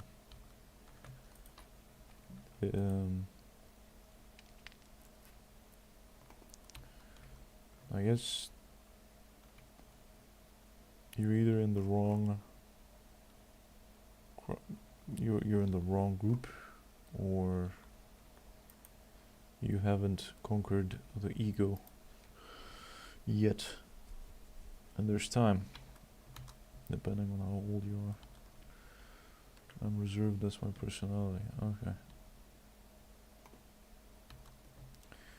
But sometimes that's how you're born, that's true. But other times it's stuff from the childhood. You learn something. Like you learn that your opinion doesn't matter, or you learn that no one cares or something in your environment, in your family, and you you internalize it as that's how everyone sees me, which isn't always true. That's a dangerous thing, to internalize the wrong lesson.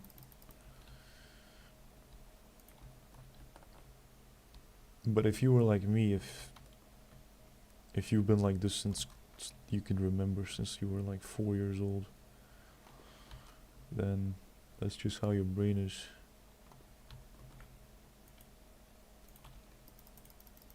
Because I was like this since I was like, my very first memory was in kindergarten, and the kids are all playing with toys. They're throwing toys at each other, and they're having pretend weddings, and they're interacting with each other, they're playing with each other, and I'm just sitting there looking at them, and I'm like, what am I expected? Why would I didn't understand why they did it. I didn't see a point in doing that. Never felt like doing it. And I can just remember there were 2 or 3 other kids like that. Pretty good communication. I mean, I've been told that in a few comments. It's just that I can express. You know why I think that is? Because I had to. Because the people in my family are very bad at describing things. They always struggle to describe things in detail. And I didn't want to be like that, and I learned to be more descriptive, I guess. Because they would struggle describing a shop, where to find a shop. They would struggle describing the directions and what to look for. And I was like, I do not want to be like that. It makes you sound stupid when you can't do that. Look, I had to learn to communicate thoughts. And I also spent a lot of time online, just drinking. Man, I spent the last decade, the last 10 years plus, just drinking and thinking. So that's a huge reason. And loner means someone who prefers to be by themselves. I still communicate with others. I still talk to others every single day, like online. So I'm still communicating, just not with my mouth.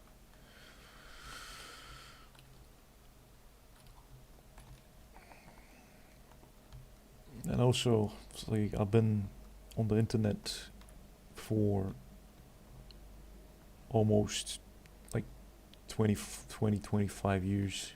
So consuming media, playing video games with foreigners, consuming media in English, talking to others all the time, every single day. Because when you're weird, when normal people you can't relate to them, you're kind of forced to find alternative ways to communicate and to make money, and you have a handicap, you have a condition that you always have to find a way to fix it. And that just pushed me to find online communities and to meet whatever needs, whatever communication needs I had, to meet them that way. And there's more opportunity to socialize online now than in real life. Because like your real life friends are not all gonna be, if you had like 5, they're not all gonna be in the same headspace every single day. But when you're online, you can always find a group of 100 people that are in the mood to be streaming, watching streams, playing video games. Like this game is always full, for example. These servers, if I feel like playing this game, there's always people willing to play them. They're not my friends, but there's always people doing that, what you want to do, at any time. With real life friends, they're gonna be having their own lives. And this is why this is why we have substitutes for everything now. Because it's more convenient. And I'm just lucky to be born with this fucked up brain in an environment that allows you to get away with it. To get away with having minimal needs and be completely fine doing the same. Yep. I mean, that's what it is. You start a little community of people who think like you. And then when you do the streams, there's always someone watching, someone talking. Someone with the same temperament. You can be on the other side of the planet. I can't do that. If I tried, it's just impossible to find people like that locally. You see how difficult it is to get a following even when the whole world is exposed to my stuff. That's why online is superior in many ways. I could have much more, but I did many bad decisions and messed up. Like what? What happened?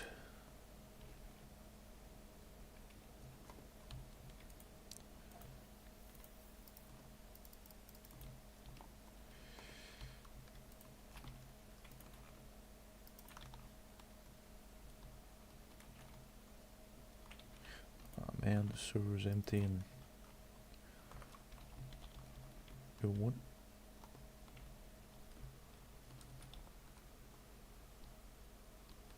I rejected one full-time job while I had a temporary one. Wow.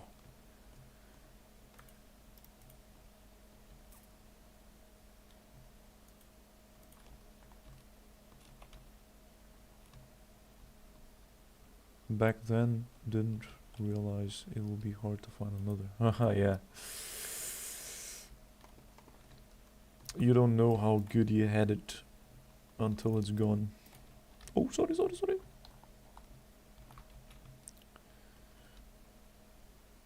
Friendly fire.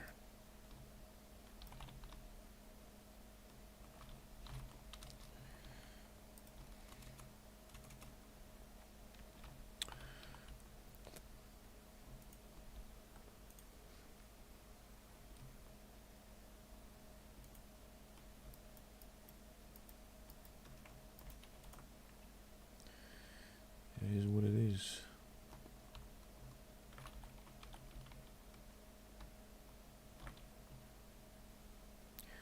What am I doing?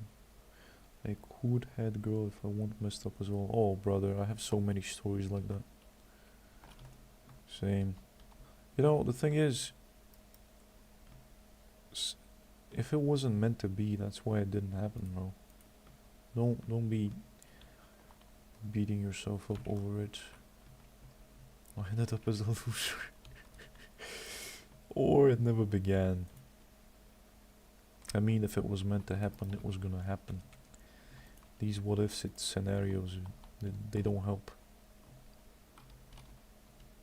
I also could have, but I pulled out at the last moment. I was gonna talk about it in the next video, actually. Sometimes you gotta accept the fact that it never began. Because these what ifs, they're gonna bother you for the rest of your life if you don't make peace with that. If you're stuck in the past, it's not a good thing. I was also like stuck in the past for a while. Mad about myself. Yeah, that's normal. That's normal. Everyone goes through that. You know, I told myself it didn't happen because I wasn't ready. I messed up because I wasn't ready. So, it's not the end of the world.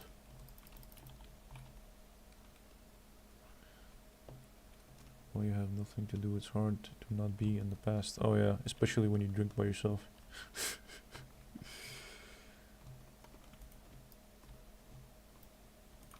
That's a bad place to be in, just in the dark. And I've been there so many times. So many years. 10 years wasted in a dark room, drinking, thinking.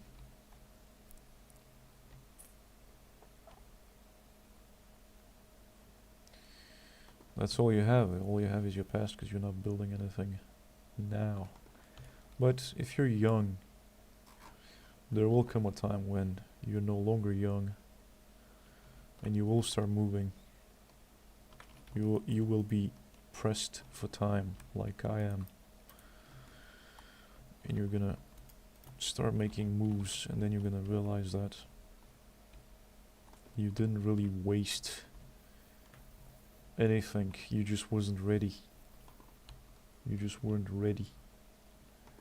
And even if you did get those things, you were gonna fuck it up anyway. You were gonna make mistakes because mentally you were not ready for them. That's why you didn't accept the job. You didn't get into the relationship because you weren't mentally, you were not there. So it was more than likely destined for failure anyway. I know how that feels.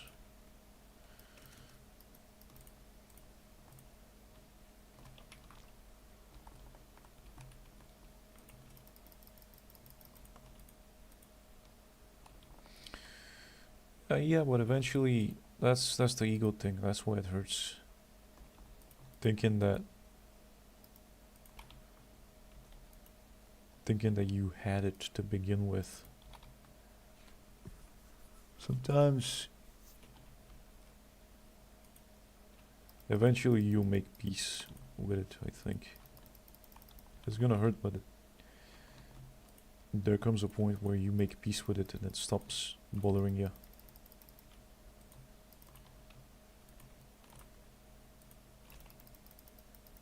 But there has to be acceptance. Once you internalize that it never began, or that some people are just born messed up, it becomes easier.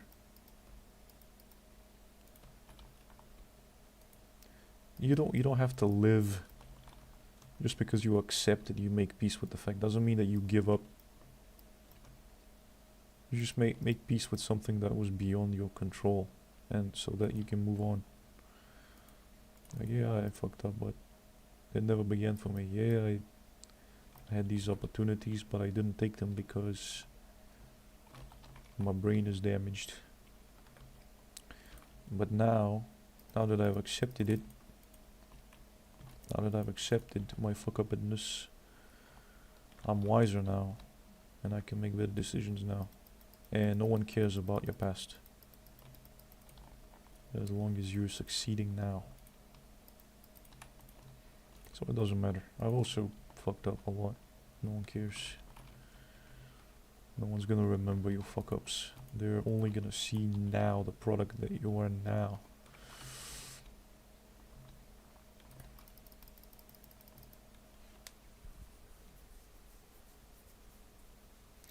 And sometimes it never began. It never began for a lot of people.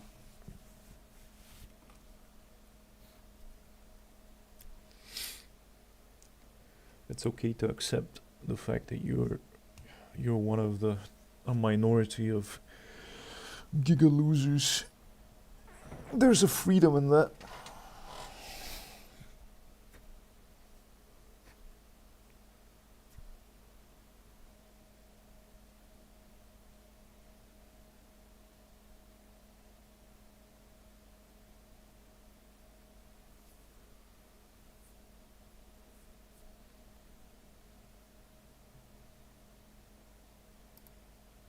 But when you're young, you're gonna be very upset, obviously. You still... Young chicks still look for their prince. Young dudes still think that they're the prince.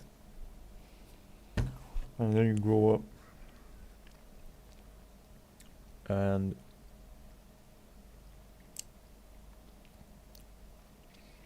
the people in the street working the shitty jobs that you used to look at with this disdain and, man, I never want to end up like this guy. You start looking at them like, man, this guy at least works. This guy at least has a job. And I don't.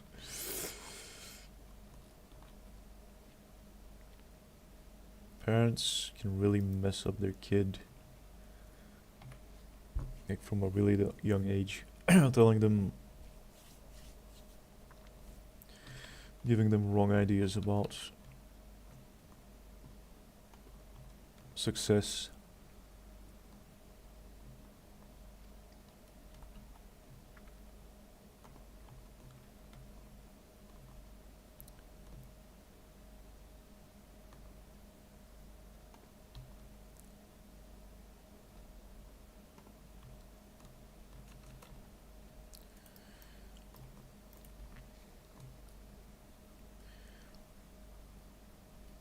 It's very important for a kid to be told, to have like a role model growing up that blackpills them.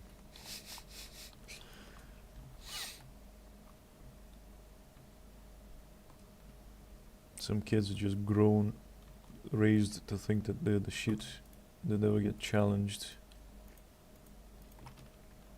And then life gives them a thunderous slap across the face.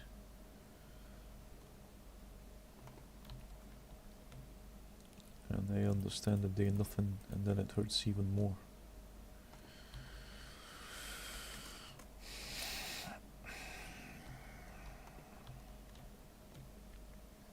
I'm happy that I'm most likely not gonna have kids, because I would I would start filling their heads with this type of thinking and just traumatize them. No, I don't have pets. I used to have... I had many pets, and then I was like... that thing is a lot of responsibility, and I genuinely don't... You have to be taking care of these things.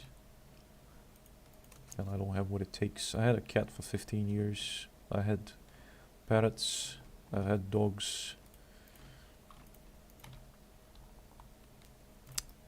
But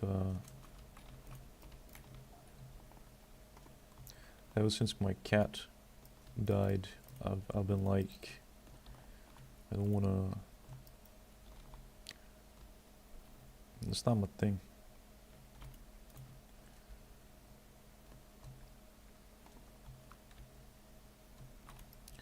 I genuinely don't want pets. I understand why lonely people get dogs. They give you unconditional love, but you have to be taking care of them. And we have a thing in my country with lots of stray dogs and stray cats, because people will get a dog and they'll be like, oh, that's fun, it's fun for a couple of days, and then you realize it's a lot of work. It's a living creature that has needs, and a lot of people don't have what it takes, so they just leave them on the street. Yeah, that's kind of sad when that happens.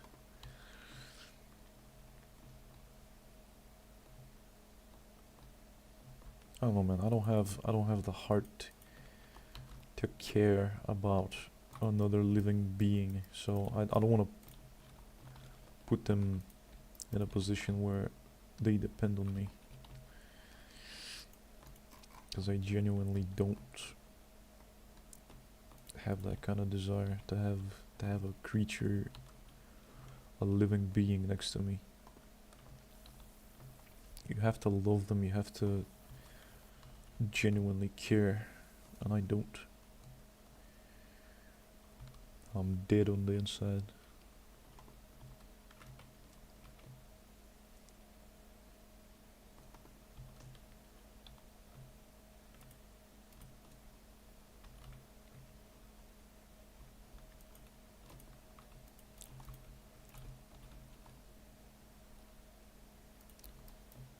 It is what it is.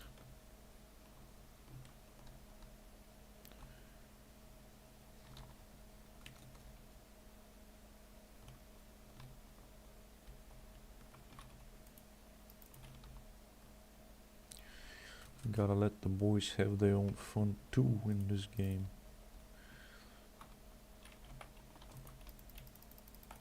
And not be too selfish.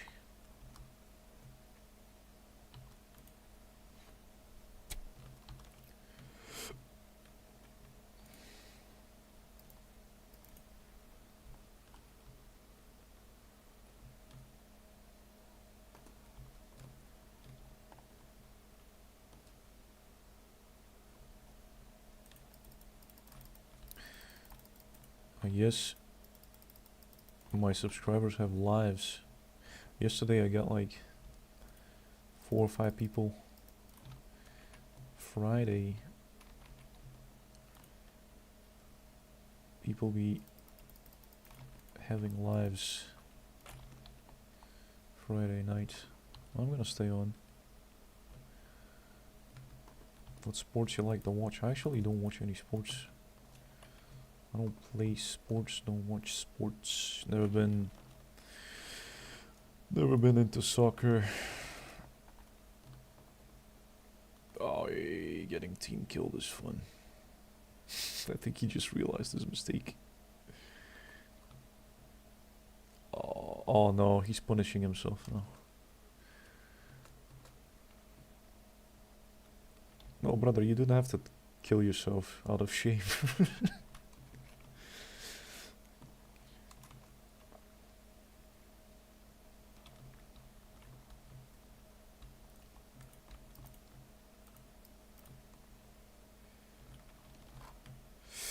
Yeah, man, sports, I don't know, never been interesting.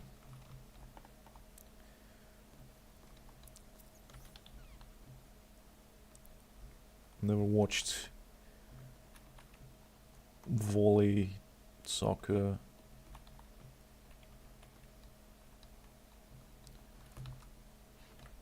Not even esports. I don't watch any kind of entertainment. Fights, yeah, fights maybe, sometimes.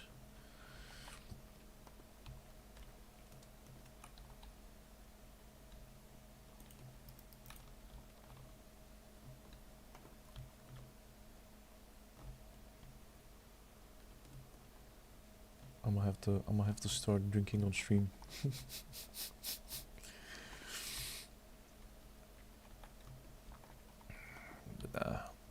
just end up doing something controversial and getting myself cancelled. That's dangerous.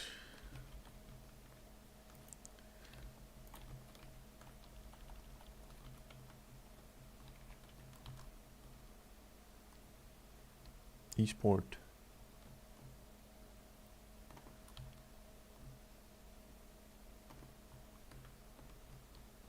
Huge, what it was paid. Nice. What kind of game? Event.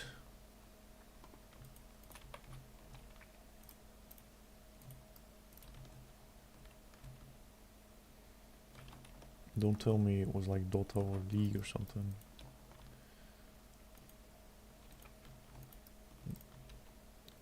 Never been into fantasy games either. Ah, racing, that's nice. Didn't know they had events, esport, paid esport events. Wow. First time hearing about that.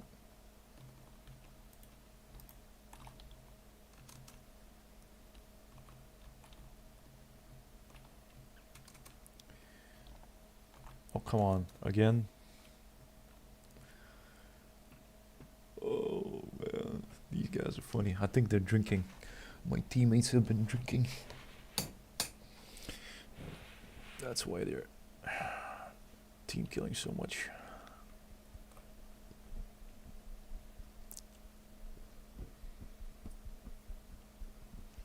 Waste.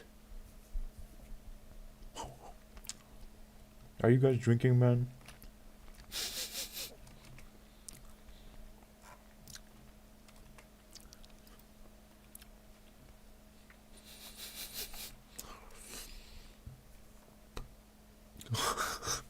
It's okay, it's Friday night. It's understandable. Yeah, I usually don't play Friday nights because people do be drinking and playing like. Amen, brother.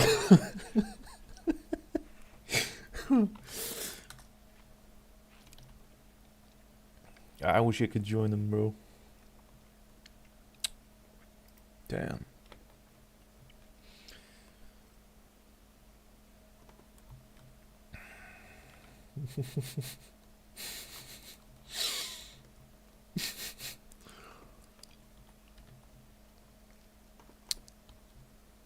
Three people watching.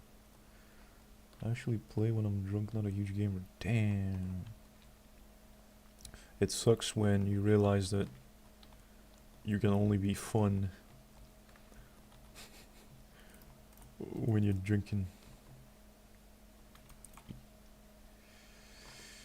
And you can only have genuinely like super turbo fun when you're drinking. Fuck. I might actually try it at least once. Get some vodka and try to stream. Not get drunk, but like drink a glass and play and see how that turns out. Wouldn't that be a plot twist? Like I start my channel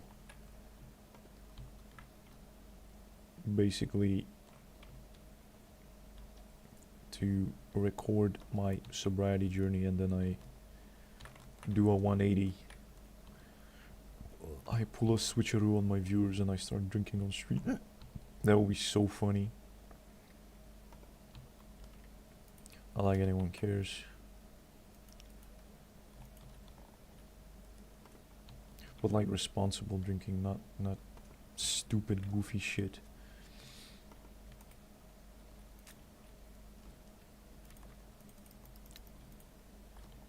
And only spirits, none of the beer stuff. Because man, when you sit down to drink and you start drinking,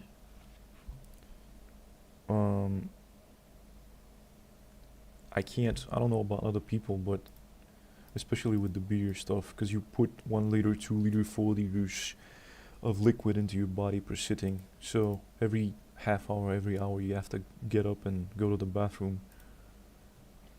So drinking doesn't work. I don't think, I've never streamed. I'm on my 4th stream ever. So I don't know what that's like. But I try not to. That last stream was 6 hours long, and I ate a lot of food beforehand, so I wouldn't go hungry on stream. And I didn't drink anything, any tea, any coffee, nothing. And I didn't have to go to the bathroom, but I feel like if I start drinking on stream, I would just be like, hey dudes, I have to, like every 30 minutes, I would have to get up and go for a wee wee. And that wouldn't be very fun. But I swear I'm so fun when I drink.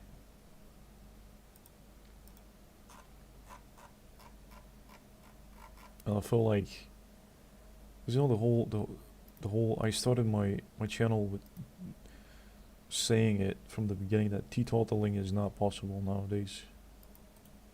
Like completely abstaining. But I'm also not gonna be doing these benders. I'm not gonna be drinking every day, you know. But I will be like every once in a while. Once a month, once every other month. There's occasions, there's birthdays. And in my culture it's everywhere. But I am done with the lifestyle of drinking every day. That's done, that's gone. That's not happening. It's not sustainable.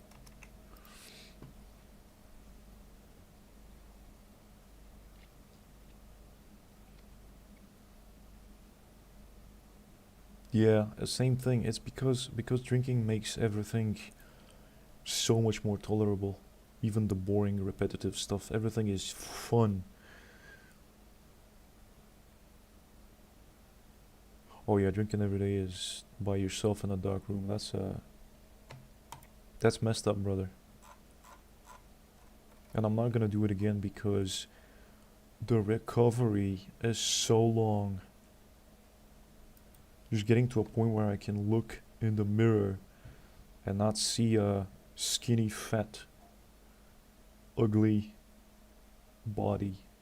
It took like more than 3 months. I went from 90 kilos, I'm slightly under 80 now, and I still have skinny fat. And there's still work to do. Like I'm never gonna put myself in a situation where it gets so out of control.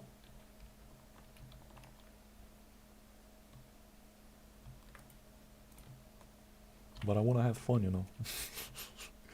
Like a normal person.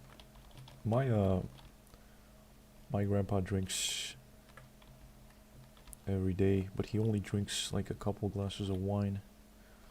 He's in his 90s. My other grandpa also drinks every day.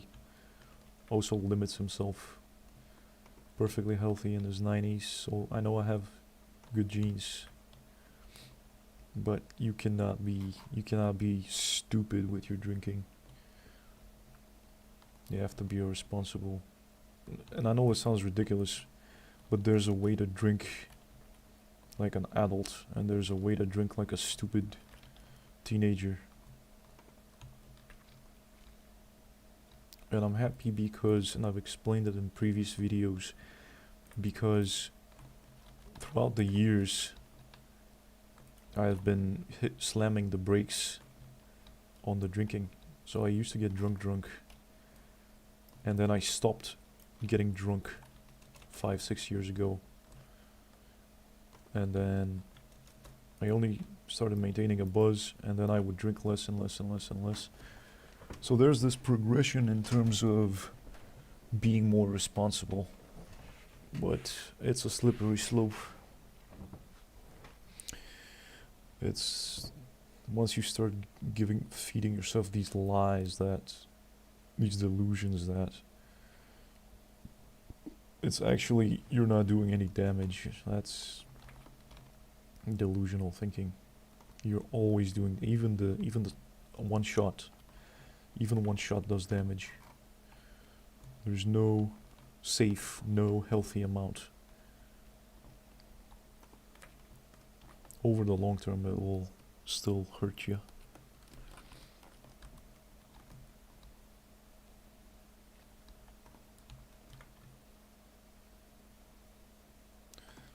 And I just realized that when I don't drink, I don't listen to music, which is super weird. I don't feel like playing games, I don't feel like doing anything. There's just, the nothingness is... And it's even worse because at least, you know, when you drink, at least time passes by, kind of. It amplifies your internal world, and at least you have a distraction, you know.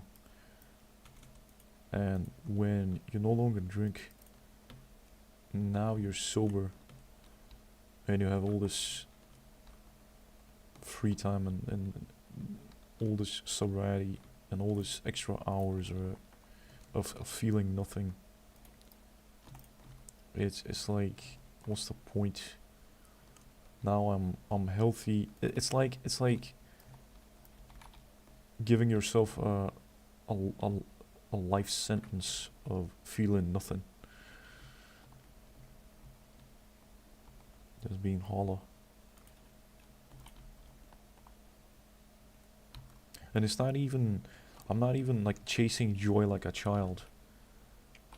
I can't even feel the bad feelings. I'm just completely numb.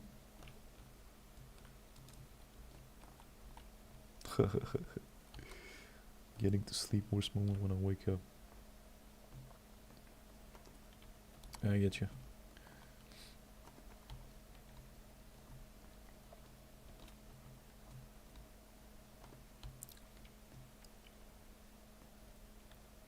Yeah, when you're drinking, you're not really sleeping. I talked about this last stream, that drinking messes up how you sleep because you're not really sleeping. You're not getting REM sleep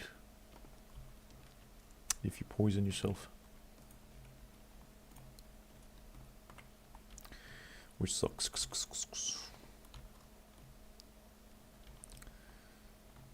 You're messing up your health big time. Like even moderate drinking destroys your sleep quality. And I don't know if you've experienced the thing with the nightmares, where when you quit, you've been drinking and you quit, and you get like a dozen nightmares in a row in one night. Like devilish, extremely bad nightmares. If you've had like a really bad hangover, those are something else.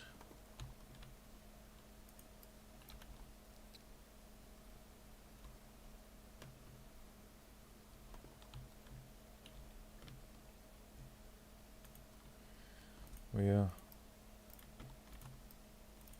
I had a lot of fun. I had a ton of fun drinking, just planning my day around the drinking. Like, I would just wake up extra late and plan my trip to the supermarket, and I would get myself some vodka, get myself some snacks, and just load some music and unwind.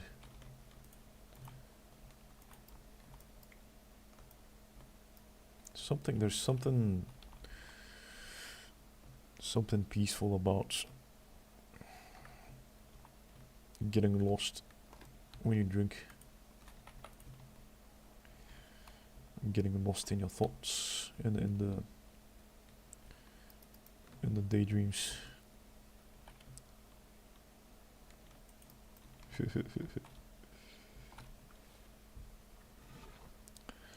Anything, I'll listen to anything, and I found myself listening to super cringy stuff as well. Everything just sounds 100 times better. Everything tastes 100 times better. Everything feels 100 times better. It's such a powerful poison.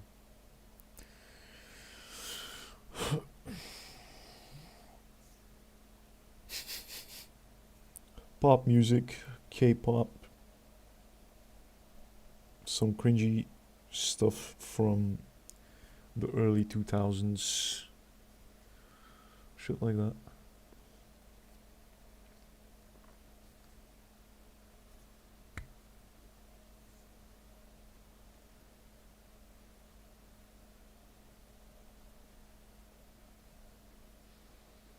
Don't like pop. Yeah. Pop is like the easiest thing to like. That's why it's called pop.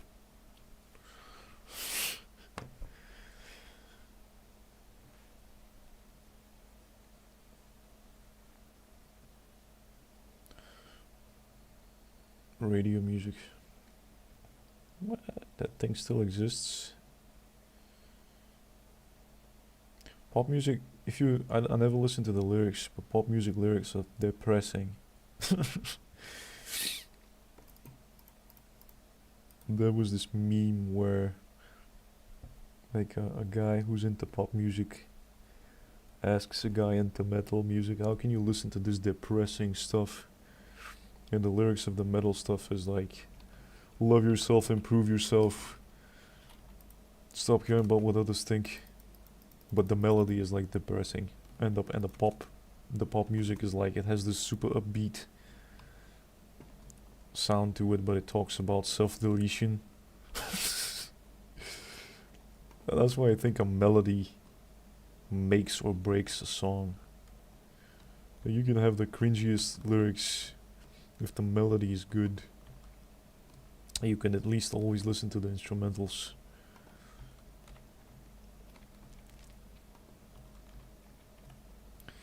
And there's people obviously into the lyrics, but I never understood them. Slow, dragged out music with really good lyrics.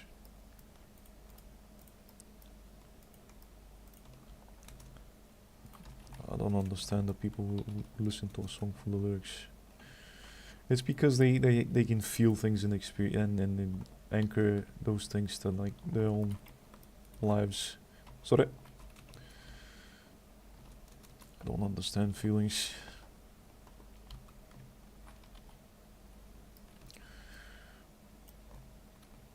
Normies love their lyrics.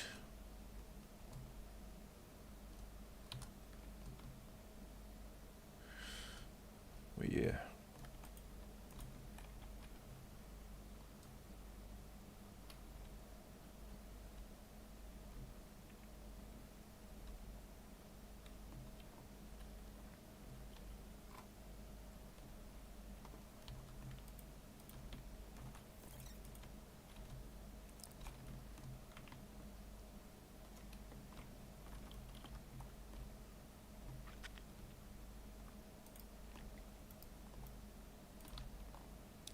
This gun has 0 recoil.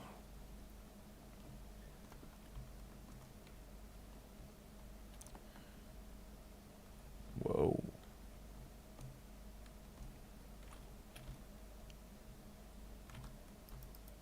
Wow. Everything turns on while I get drunk. The music, the game. Exactly. Everything. It's like for me, it's like living life in black and white colors, and when I drink, the color returns. Don't know how to explain it. It's the chemicals. It's the chemicals in the brain. It's the dopamine. Some of us have. It's either like your brain doesn't produce enough feel-good chemicals, or the receptors are broken. So when you drink, you're flooding them with the feel-good chemicals, and something has to stick. You're forcing your brain to accept the feel-good chemicals, and it's forced to give you a good experience. That's why. And for the longest time I thought that I had some kind of imbalance, and there's actually like research to support that theory that alcoholics have some kind of imbalance. But honestly, to me it sounds like cope. Sounds like massive cope, like an excuse to drink.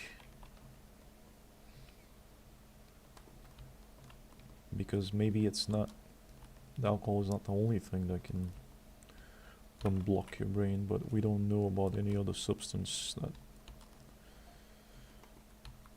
can fix whatever it is that we're having that is stopping us from experiencing things normally.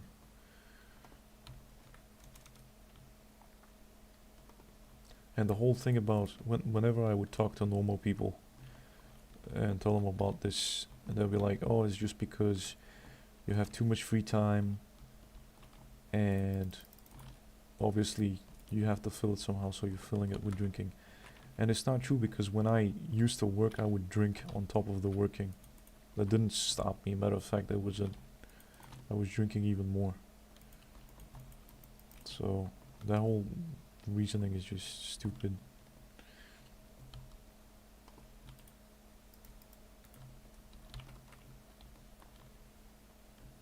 That, oh, you're going through all this existential stuff because you have too much free time to think. Like, no. You're gonna think about it no matter what. Nothing will fix it. You're gonna be miserable on top of having to work. You're gonna be double miserable.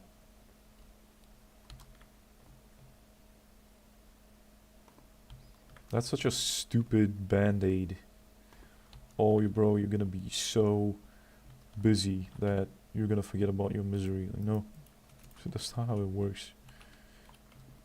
But a normal brain doesn't understand it. Some people got messed up brains, man. It's like telling a schizophrenic that they're gonna stop hearing the voices when they're distracted with work. That's so stupid.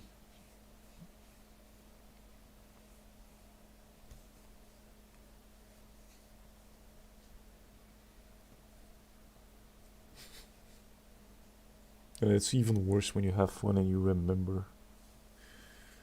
Like, you're not gonna be distracted 100% of the time. And even then, you know, the job ends, and then you everything will flood you once you, theoretically, if the job was distracting you. Yeah, I don't know. That's just someone trying to sell you something. Just do this, bro, it works for me. Just do that, bro, it works for me.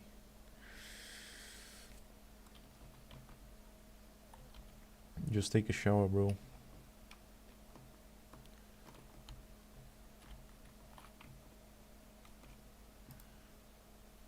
Showers cure bipolar.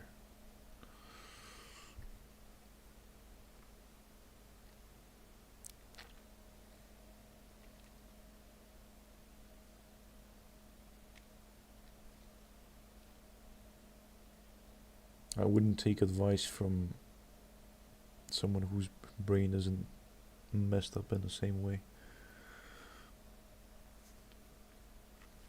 They literally don't understand it.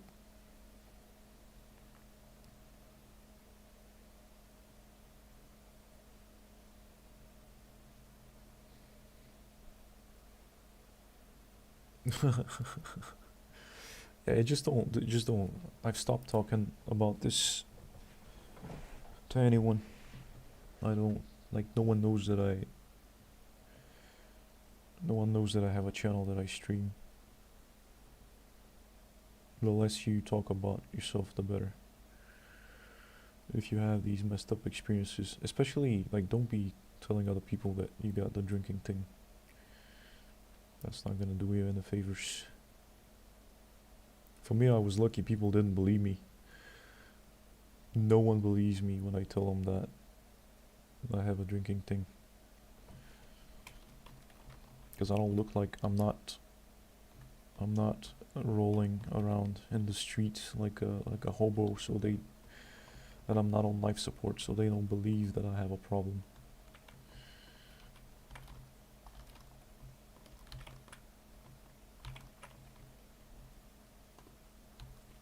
So I just stopped And there's also the other annoying thing that you tell someone your misery and they tell you that they have a bigger problem. They tell you something even more messed up. Kind of like disregard yours. That you don't know nothing.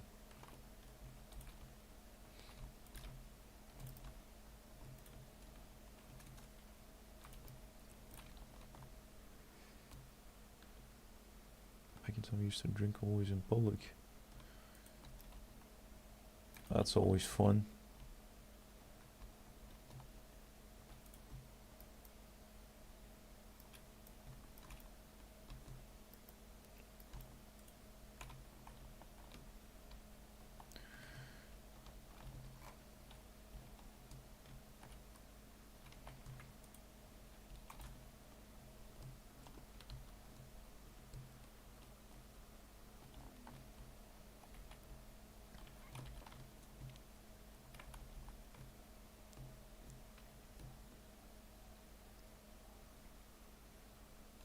Public drinking.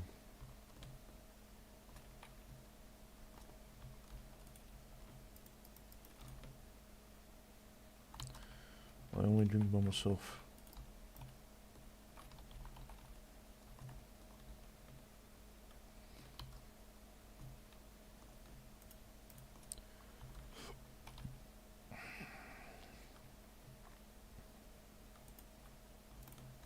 Oi, oi, oi.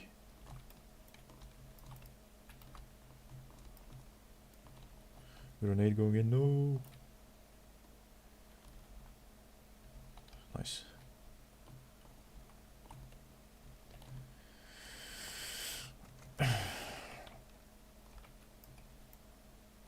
Whoa.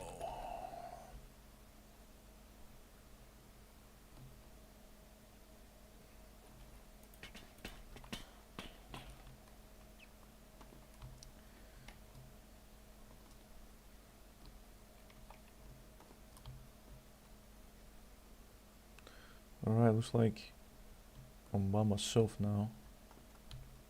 Oh, maybe not. It said 0 viewers there for a bit.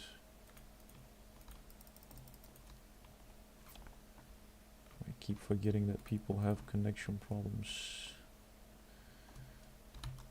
Yeah, Friday evening. Slow.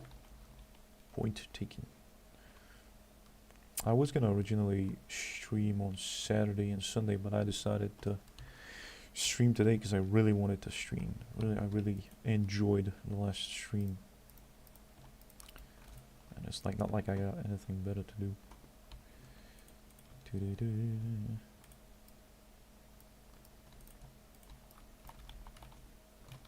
No.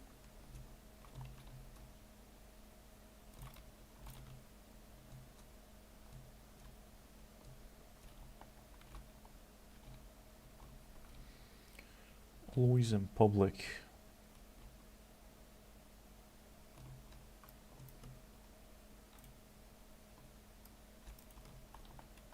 I'm trying to think really hard besides drinking in the park. It's just not comfy. It's not the same. It's not the same as drinking at home. It's a completely different experience.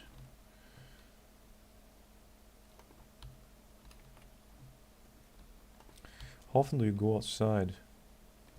It depends. In spring and in summer I go outside almost every day. Usually for a walk or to ride my bike. But in winter time not so often. And I could go when I was drinking, man. If it wasn't for going to the local shop to buy more booze, I wouldn't even go outside.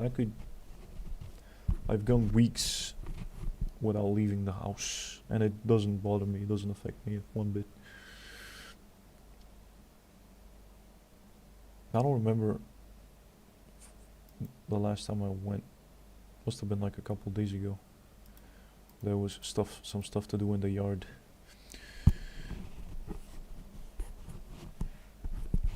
because it's raining now and it's cold, and some of the stuff had to be brought inside, like plants and chairs and all that.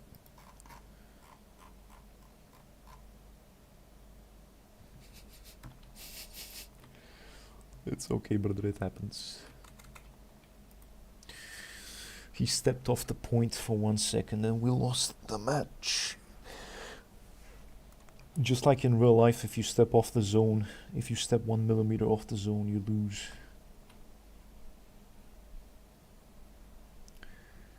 Winter sucks. Actually, I love winter. I love how I go to sleep before sunrise. I go to sleep before 7 a.m. and I wake up after sunset. So I'm always awake when it's dark outside. I love it. Especially when it rains and I'm inside and I get the fireplace going.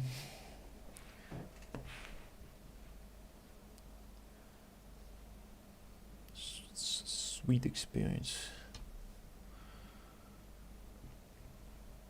Because we use firewood and electricity.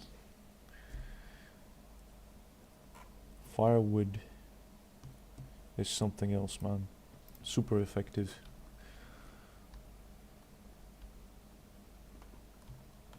I actually ordered quite a bunch of wood recently, and you know how it is. I don't complain. It's a good workout. I have to use a wheelbarrow to, it's like 30-50 trips with a wheelbarrow back and forth and just building this massive wall of firewood, and then making my favorite thing when I was drinking was to go outside really early in the morning before sunrise and drink spirits and chop wood and make kindling. That was so comfy, such a comfy experience. It's like therapeutic. Chopping wood.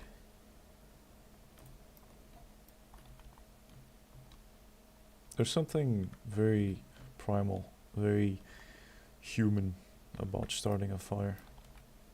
Makes you feel really comfy, safe.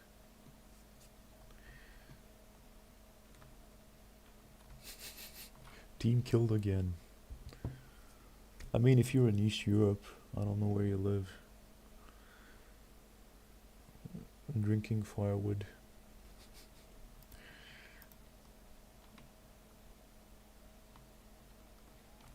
It's okay, my brother, it happens.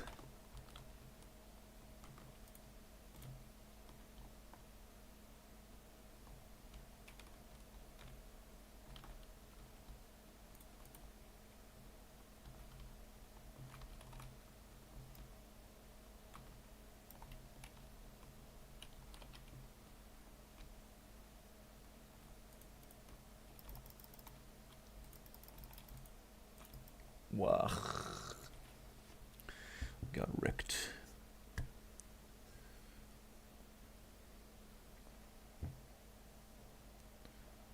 My man is using a bolt action pistol. What a giga chad.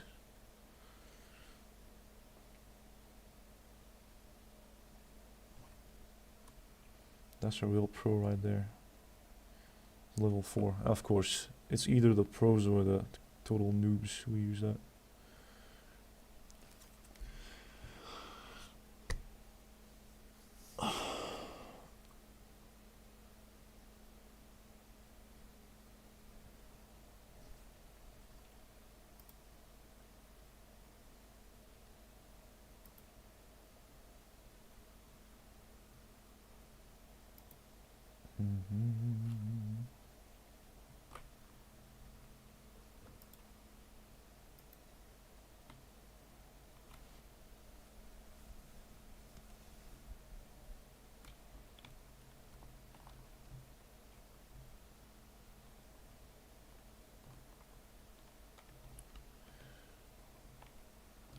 you don't have to tell me which country you're from, but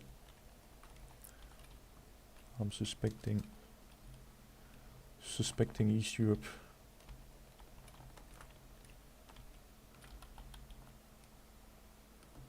Everyday same life. Oh, that's most of us.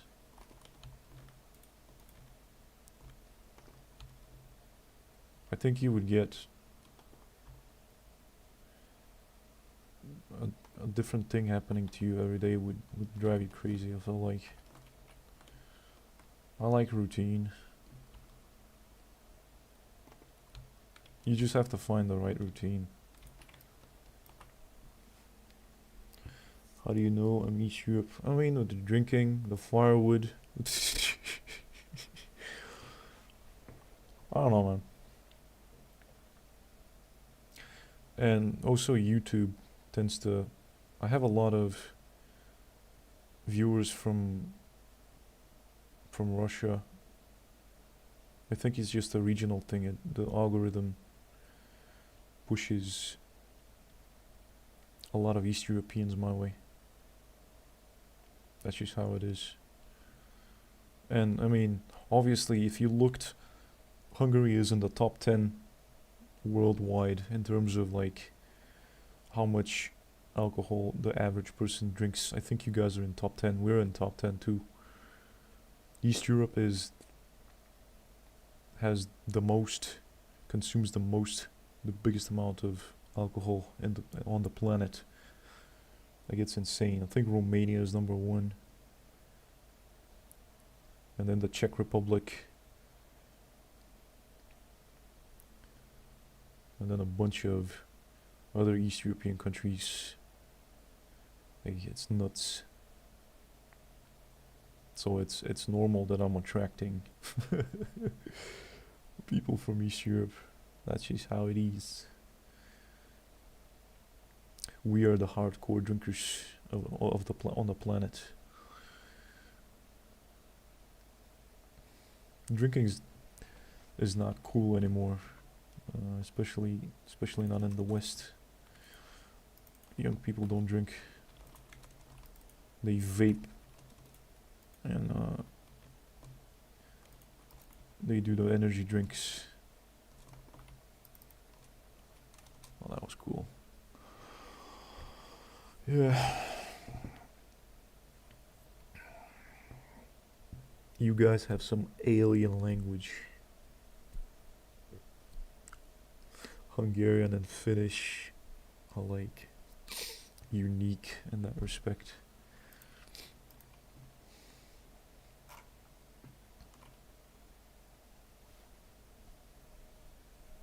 It's like a country no one knows anything about. It's like a mystery. A really cool mystery country. Energy drink while I was a teen. That thing destroys your kidneys.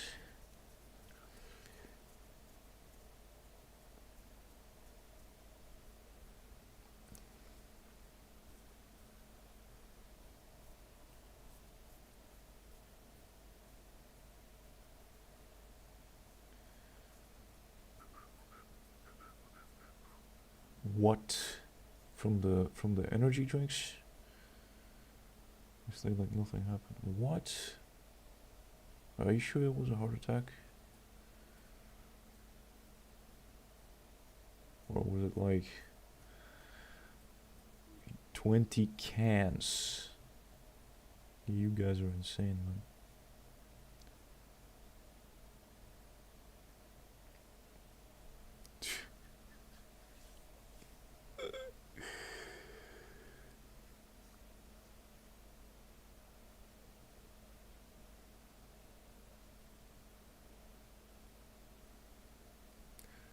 That heart attack would collapsed.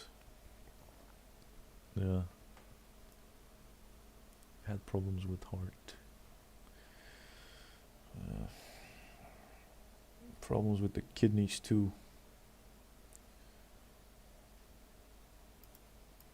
Now, even though alcohol is more toxic, I'd much rather, because these energy drinks are expensive. I can buy 2 liters of beer for the price of one can of Monster.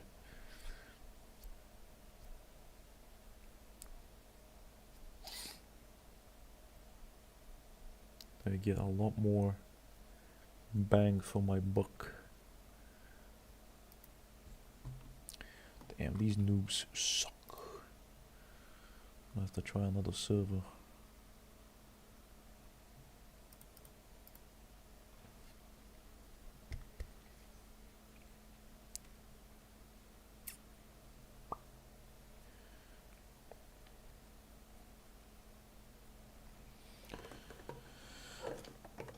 I think that's why I really enjoyed, that's why I got into drinking beer. I'll always have to be sipping on something or eating something.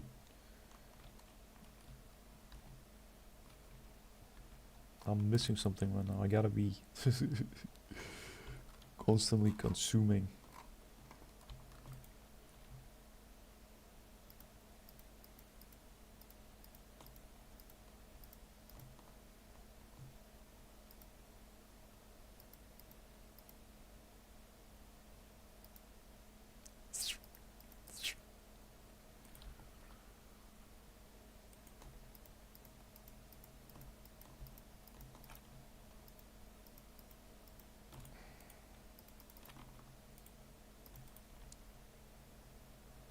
I hated the feeling of something missing out on.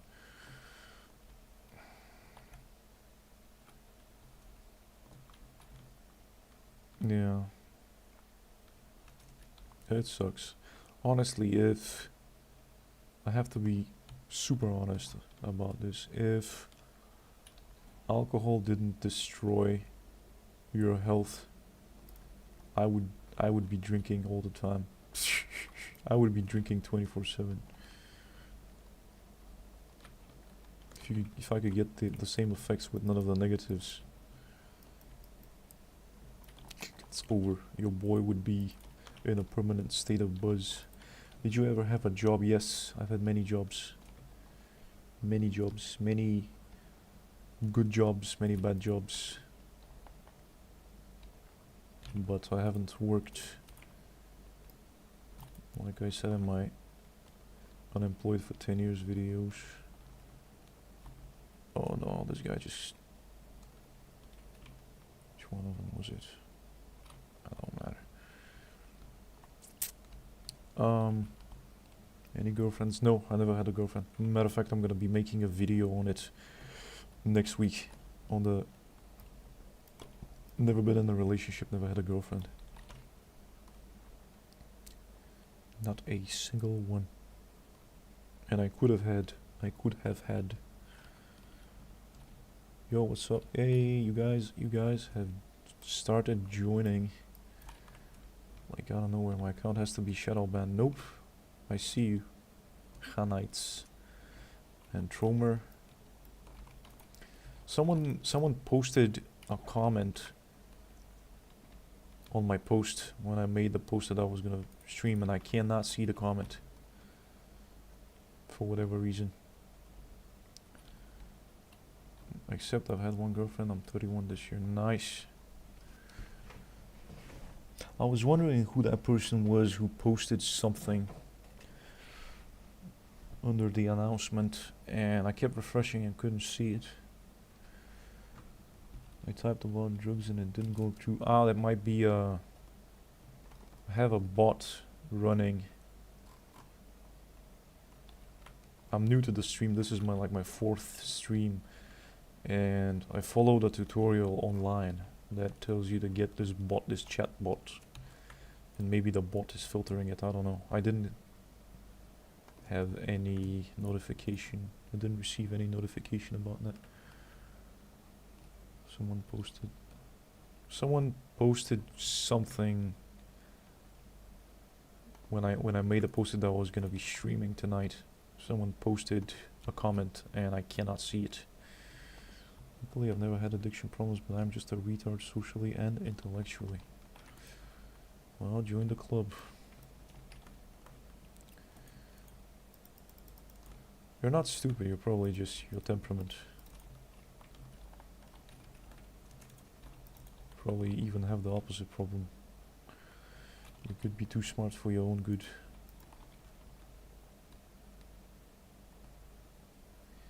That's how it is.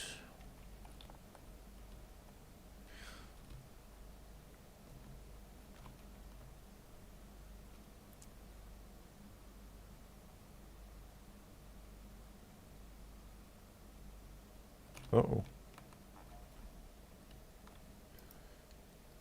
Okay, that was good. How old am I? I'm 33.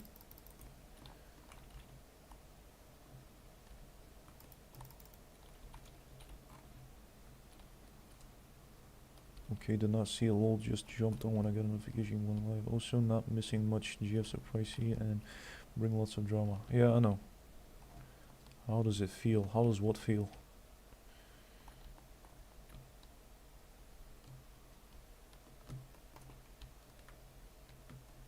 Not having the GF, not having the job, doesn't affect me one bit. Never feel lonely. Ah, being 33, I feel left behind. Huh, interesting. On most things. I mean, yeah, but the thing is that you learn as you age is that you don't, comparing yourself to others is not, it's not something you should be doing. We all have different brains and different temperaments, and well, that's good. It's good that your GF is, the GF thing is the least of your worries. Gotta prioritize yourself first. For the longest time I had like a really difficult time believing that loneliness was real, because I never felt it. What country are you originally from? Bulgaria. I'm from Bulgaria. And I am nothing like the normal person here. The normal person here is very different. I mean, obviously that's the truth for most countries. Normies here are normie-ish. I'm not a good representative of my country. Yeah. Depends on where you go. There's some really beautiful places in the mountains. Would not recommend the beaches.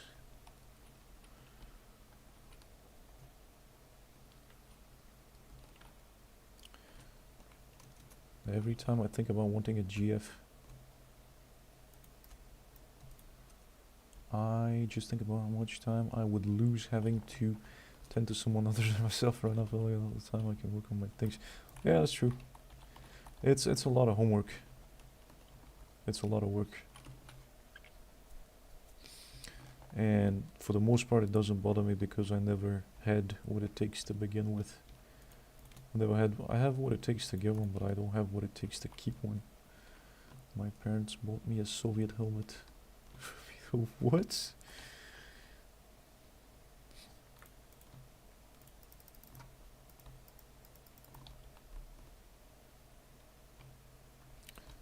Finland. Suomi. That's nice. You guys are hardcore with the military thing. I've been watching Finland military YouTube. You guys are the real deal.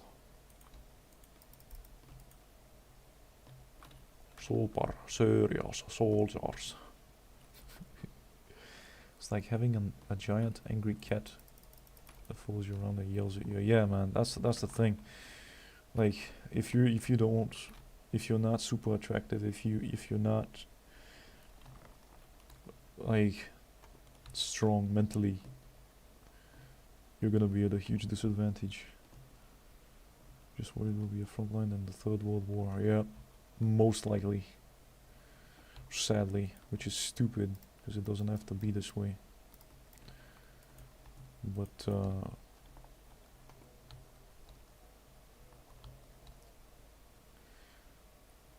yeah, it felt this is the feeling here as well, that there's gonna be some BS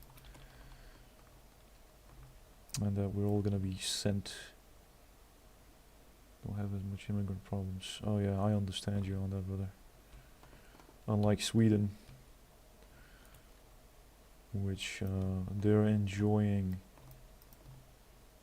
really enjoying the countless benefits of unfiltered immigration.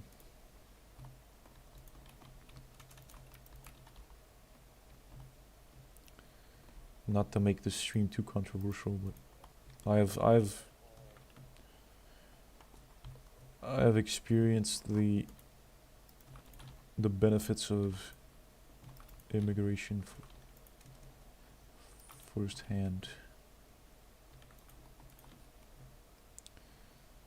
And you guys, jeez, this guy's fucking annoying. In Australia, it's not terrible, but it's nosediving right now with potential social credit systems. Whoa. Bad housing market and immigration. I think most normal Europeans are sick of us that is capable of replacing natives.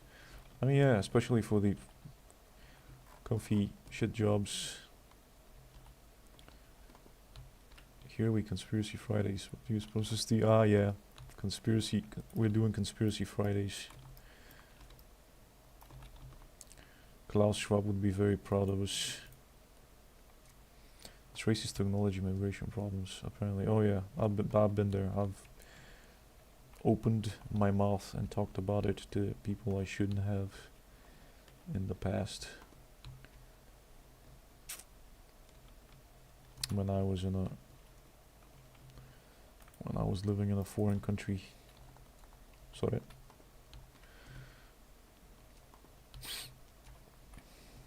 Yeah.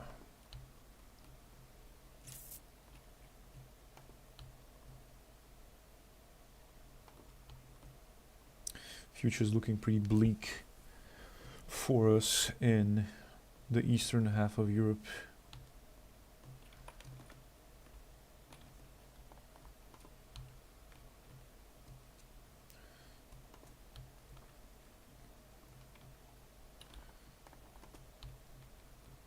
Everything's bleak. If I was Australian, I would just escape to New Zealand.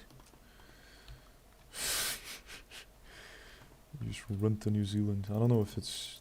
It sounds like one of those places where nothing's gonna happen. Yeah. Insurgency and celibacy sandstorm. New Zealand's far too expensive. Everyone from NZ moves.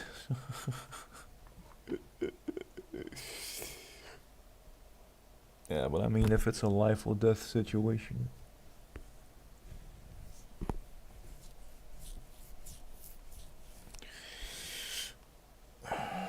Wow.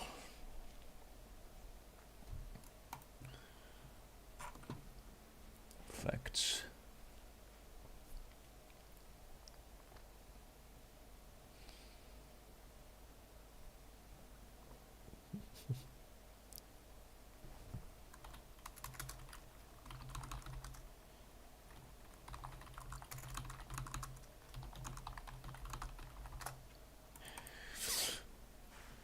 Looks like a good game waiting for Black Friday Steam sale. You got a coupon from your sponsor Steam. Nope, I don't have a coupon. Being homeless in New Zealand, yeah, I feel like they got enough. I don't know what the dumpster diving situation is there. You could probably even do it in Australia. You don't have like, I don't think at least you have these insane temperature swings we have in the northern hemisphere, where you get actual winters. I'm not very educated, but maybe you do. It should be what, like spring where you're at, almost summer.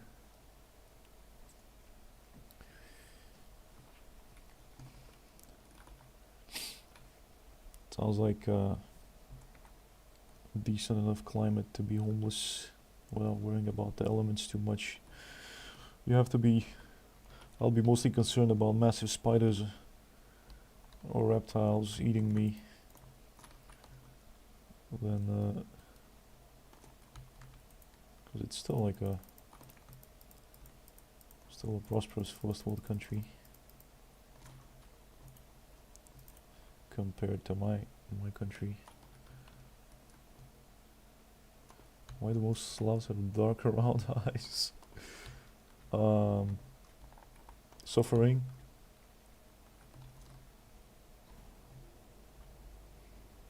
Genetic doomer trait, yep.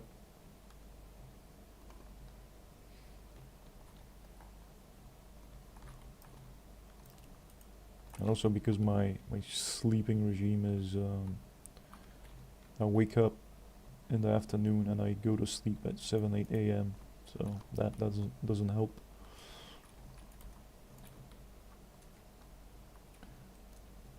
We never had communism, we had socialism. We had like a flawed socialism.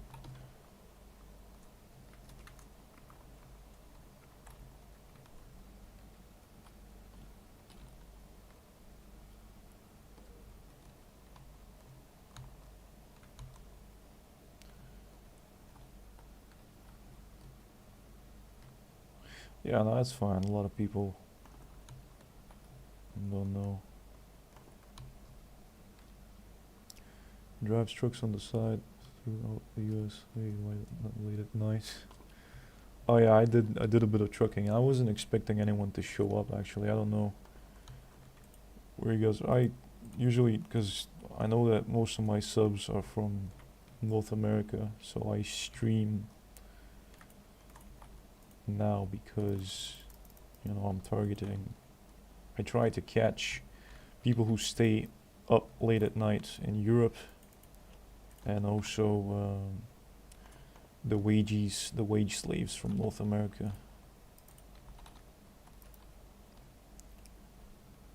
It's 4 a.m. in Finland. Yeah, same.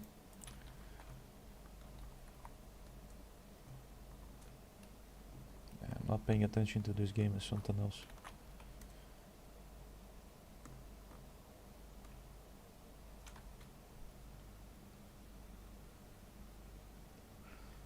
Yeah, man.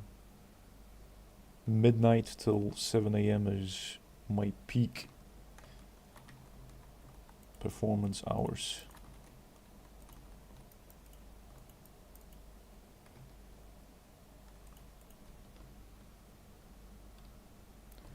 You gotta try and sleep, try to have fun in life, man.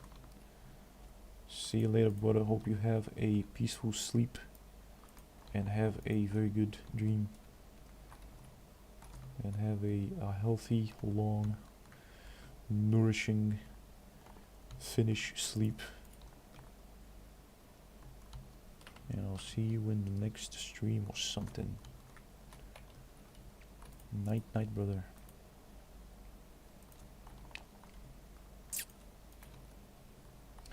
I was originally gonna stream on Saturday, but it's kind of like I don't want to spam you guys. I don't know if when I posted the video from last stream, I didn't tick the box to notify subscribers because I didn't want to harass you guys. I feel like because I've unsubscribed from people who push too many notifications and upload too often and stream too often.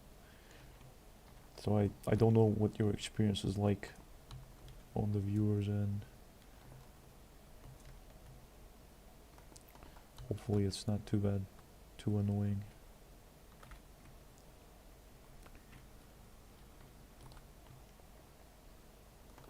But I'm definitely gonna be on tomorrow because Fridays are kind of weird. People have lives and they do other stuff. But Saturday and Sunday is those are the biggest days for YouTube, where you get the most eyeballs. And Wednesday is good for uploading videos because it's like the slowest. It's the slowest day of the week, at least for me.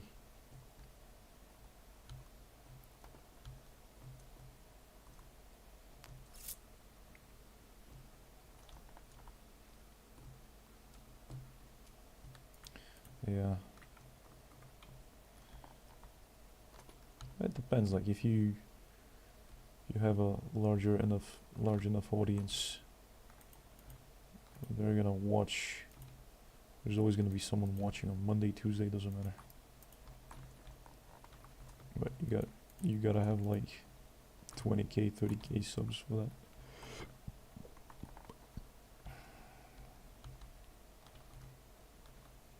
Oh shit.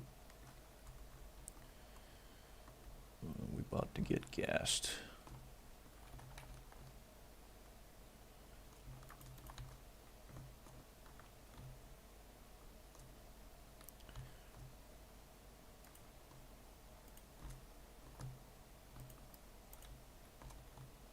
Oh shit.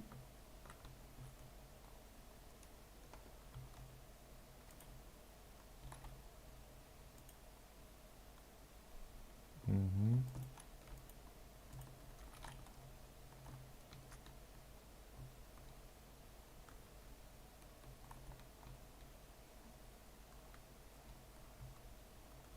Yo, what is this BS? Gas and artillery. Yeah, I've been streaming for a bit over 3 hours now. Was not expecting more people to show up. Definitely. I'll still have to figure out the time zones and when to stream. Because like, I'm the only person making any kind of noise in my neighborhood right now. I'm the biggest normie. No one's playing any music. All the windows are dark. People are just no one is living. No one's living life on Friday.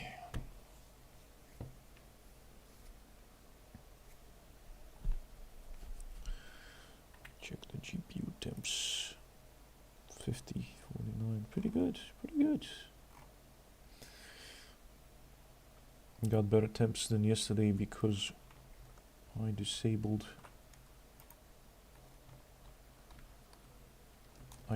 some settings, and now the game runs cooler. And hopefully the wind turbine that's inside my PC isn't very audible right now.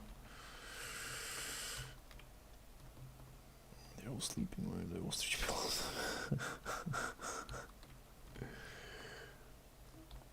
Yeah. One time ostrich pillow. You use it once and the sleeping experience is so good you'd never wake up.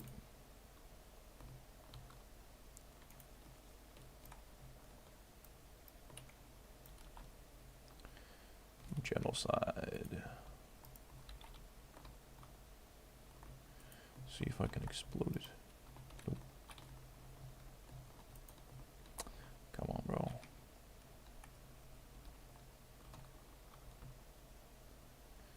No returns. What 100% satisfied customers. No one's ever refunded.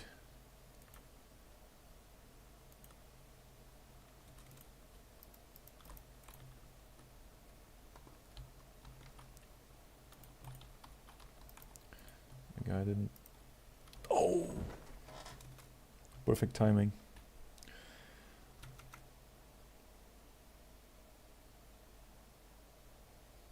I team killed someone right as they were friendly firing someone else. That was hilarious. Yeah, funny things happen. Very rarely in this game.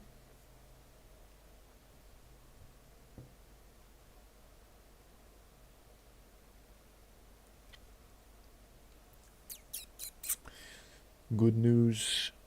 For the next video, I made a lot of progress on the script.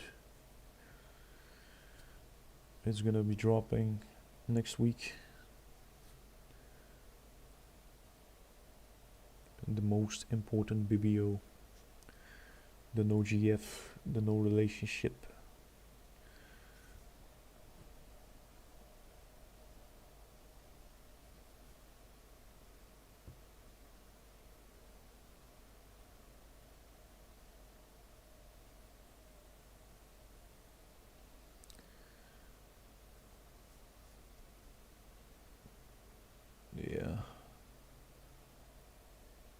hopefully it will help unstick this channel from the limbo that it's in, because it's in limbo.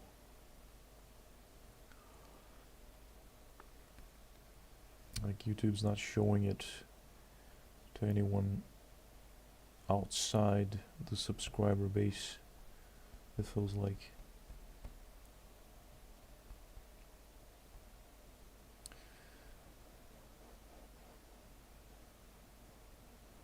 We'll see.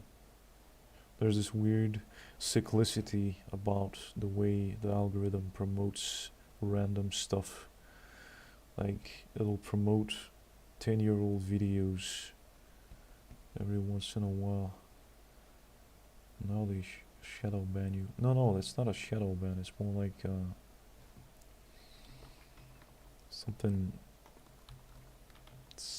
weird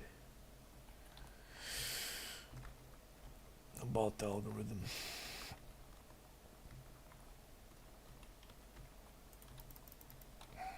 Like, a random video will get promoted out of nowhere. A video that was never supposed to get the views it got will just get, it will explode.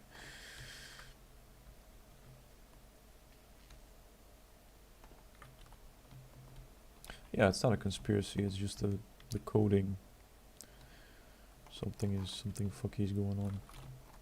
It's not like anyone is intentionally suppressing people, it's just weird code. No one's been able to figure it out. So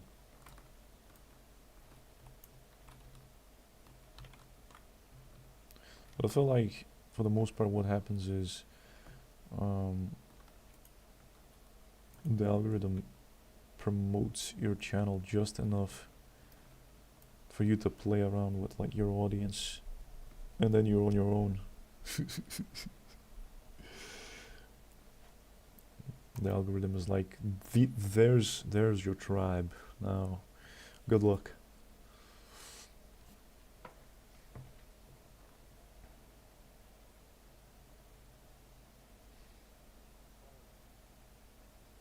If I use a VPN and jump, let me fix it. I mean, I don't wanna, actually I don't wanna do anything inorganic. I don't wanna do anything fucky, because I want it to be organic. I want it to be organic growth.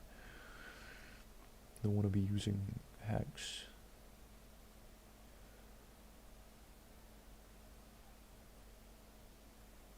Yeah, it's weird, but I don't mind. I mean, it's a good thing, because being small means you can do whatever you want and no one cares. You can just be yourself.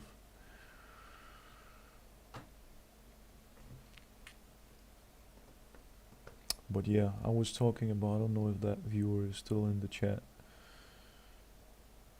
Drunk Rider. I was telling him, we were talking about drinking and how drinking, as someone who's dead inside, how drinking brings the life back, makes everything colorful again. And I was saying how I was considering doing streams whilst drinking, not a crazy amount, just to see what happens, because I know I'm a lot of fun when I drink. I'm like, but rest assured that I'm done with the drinking everyday thing. I'm not doing that again.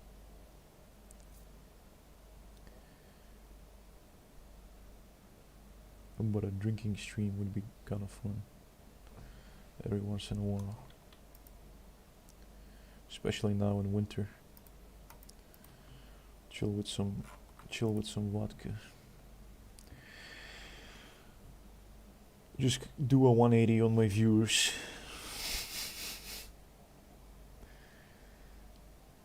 Lol. Yeah. No, I'm never doing that again.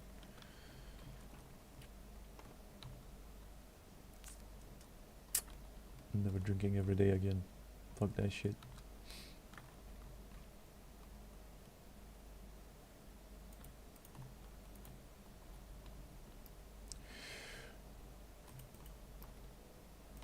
Damn.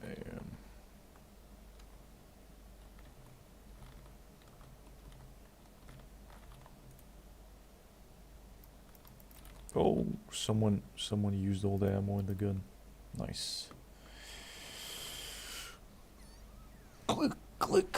Especially the vodka story you told me the other stream, that was wild. Which one?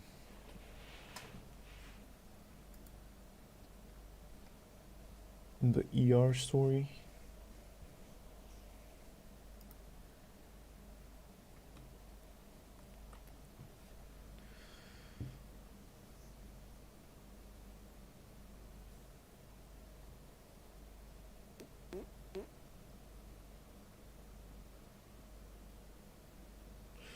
The ER one. Yeah, it was 4 liters of vodka in like 30 hours. That was nuts. I don't know how I didn't die, actually. I don't know how I didn't end up having to get my stomach pumped.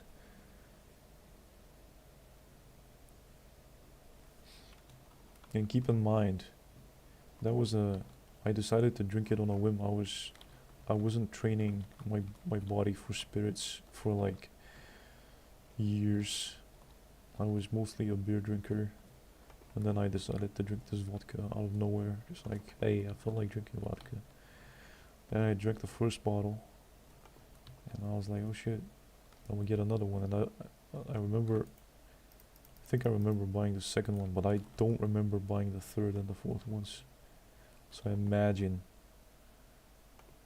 yeah. And I was completely, and that's the super bizarre thing, is I was completely conscious and sober when I was at the ER. Like, I had a 3-hour conversation the way you and I are talking right now. No slurring my speech, completely crystal clear.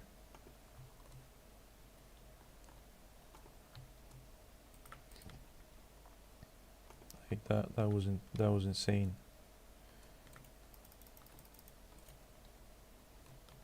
I don't know how.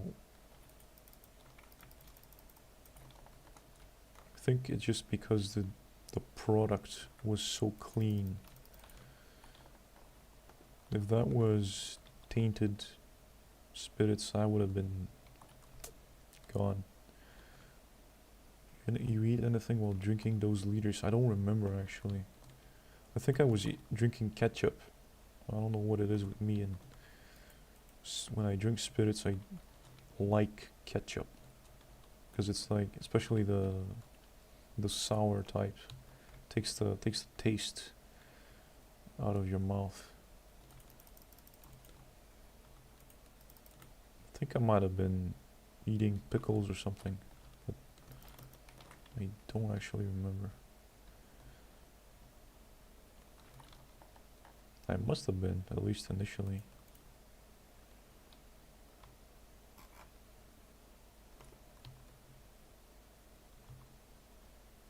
Funny thing is that the funny thing is that after the first like liter, you just don't feel the taste of the spirits. It doesn't suck. It's like water.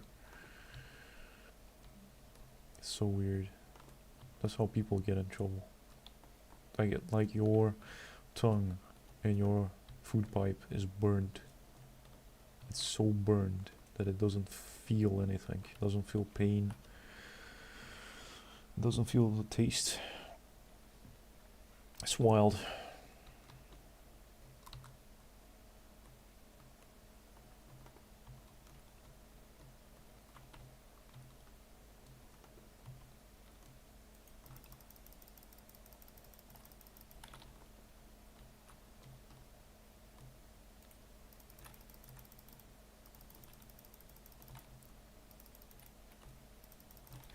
Their aim is so bad. But once they throw that grenade, it's over. stick around long enough, they do.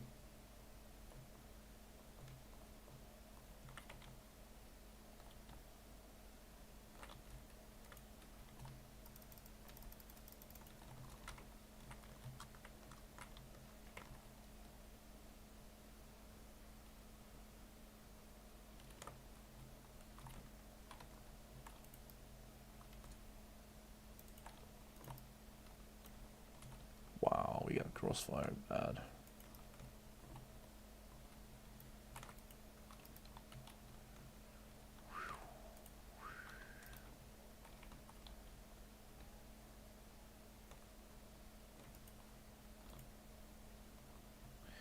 If you control the spawn points, you can complete the... Oh. GG. Yeah. I think I'm gonna cut the stream short this time. 3 hours 30, like in a minute and a half. Save my mental energy for tomorrow. I didn't expect people to watch the 6-hour stream. That was like 100 clicks after it was uploaded. That was crazy. That people kept watching it after it was done.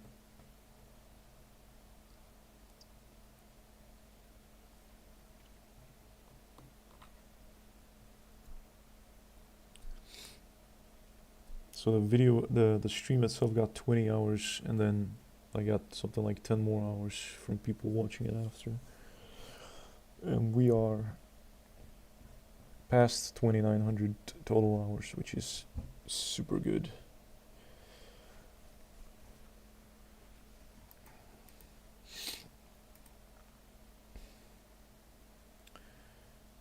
Just in time to be making a new video.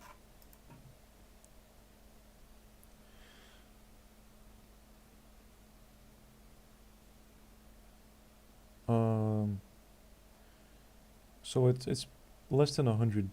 I need less than 100 hours now. So that's like probably like 1 video and 5 streams or something like that.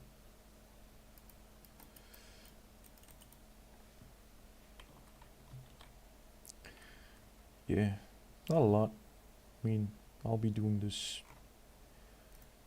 frequently enough, I guess. Let's see what's up.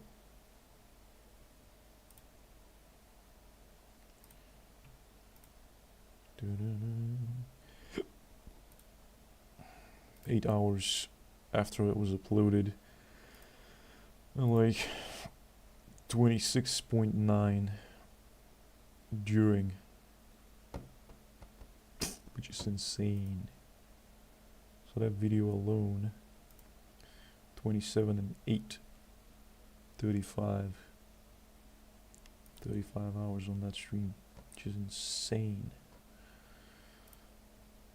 And that video I uploaded yesterday has been doing not so well because I didn't tick the little notify subscribers because I didn't want to bother you guys with it. Look at that, 221 views. That was nuts. I did not expect that. And this one, I cannot see. Oh, okay. It's the guy with the. I didn't know actually. It's the person with. He left a comment that he has like a warehouse job, and that he was downloading my streams and listening to my streams while working, and that it made time go by faster at his job, which is really cool to know that I help someone suffer less. But I guess he was the one, because that comment was not showing for like a really long time, and now it finally showed up. But yeah,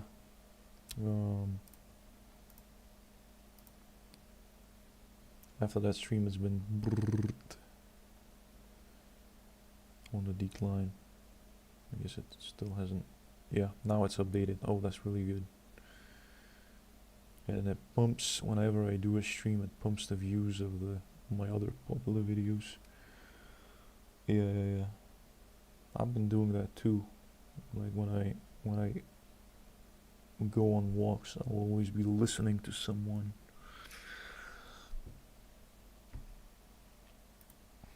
Like a podcast or something. But yeah, man. I'm gonna be calling this stream for now.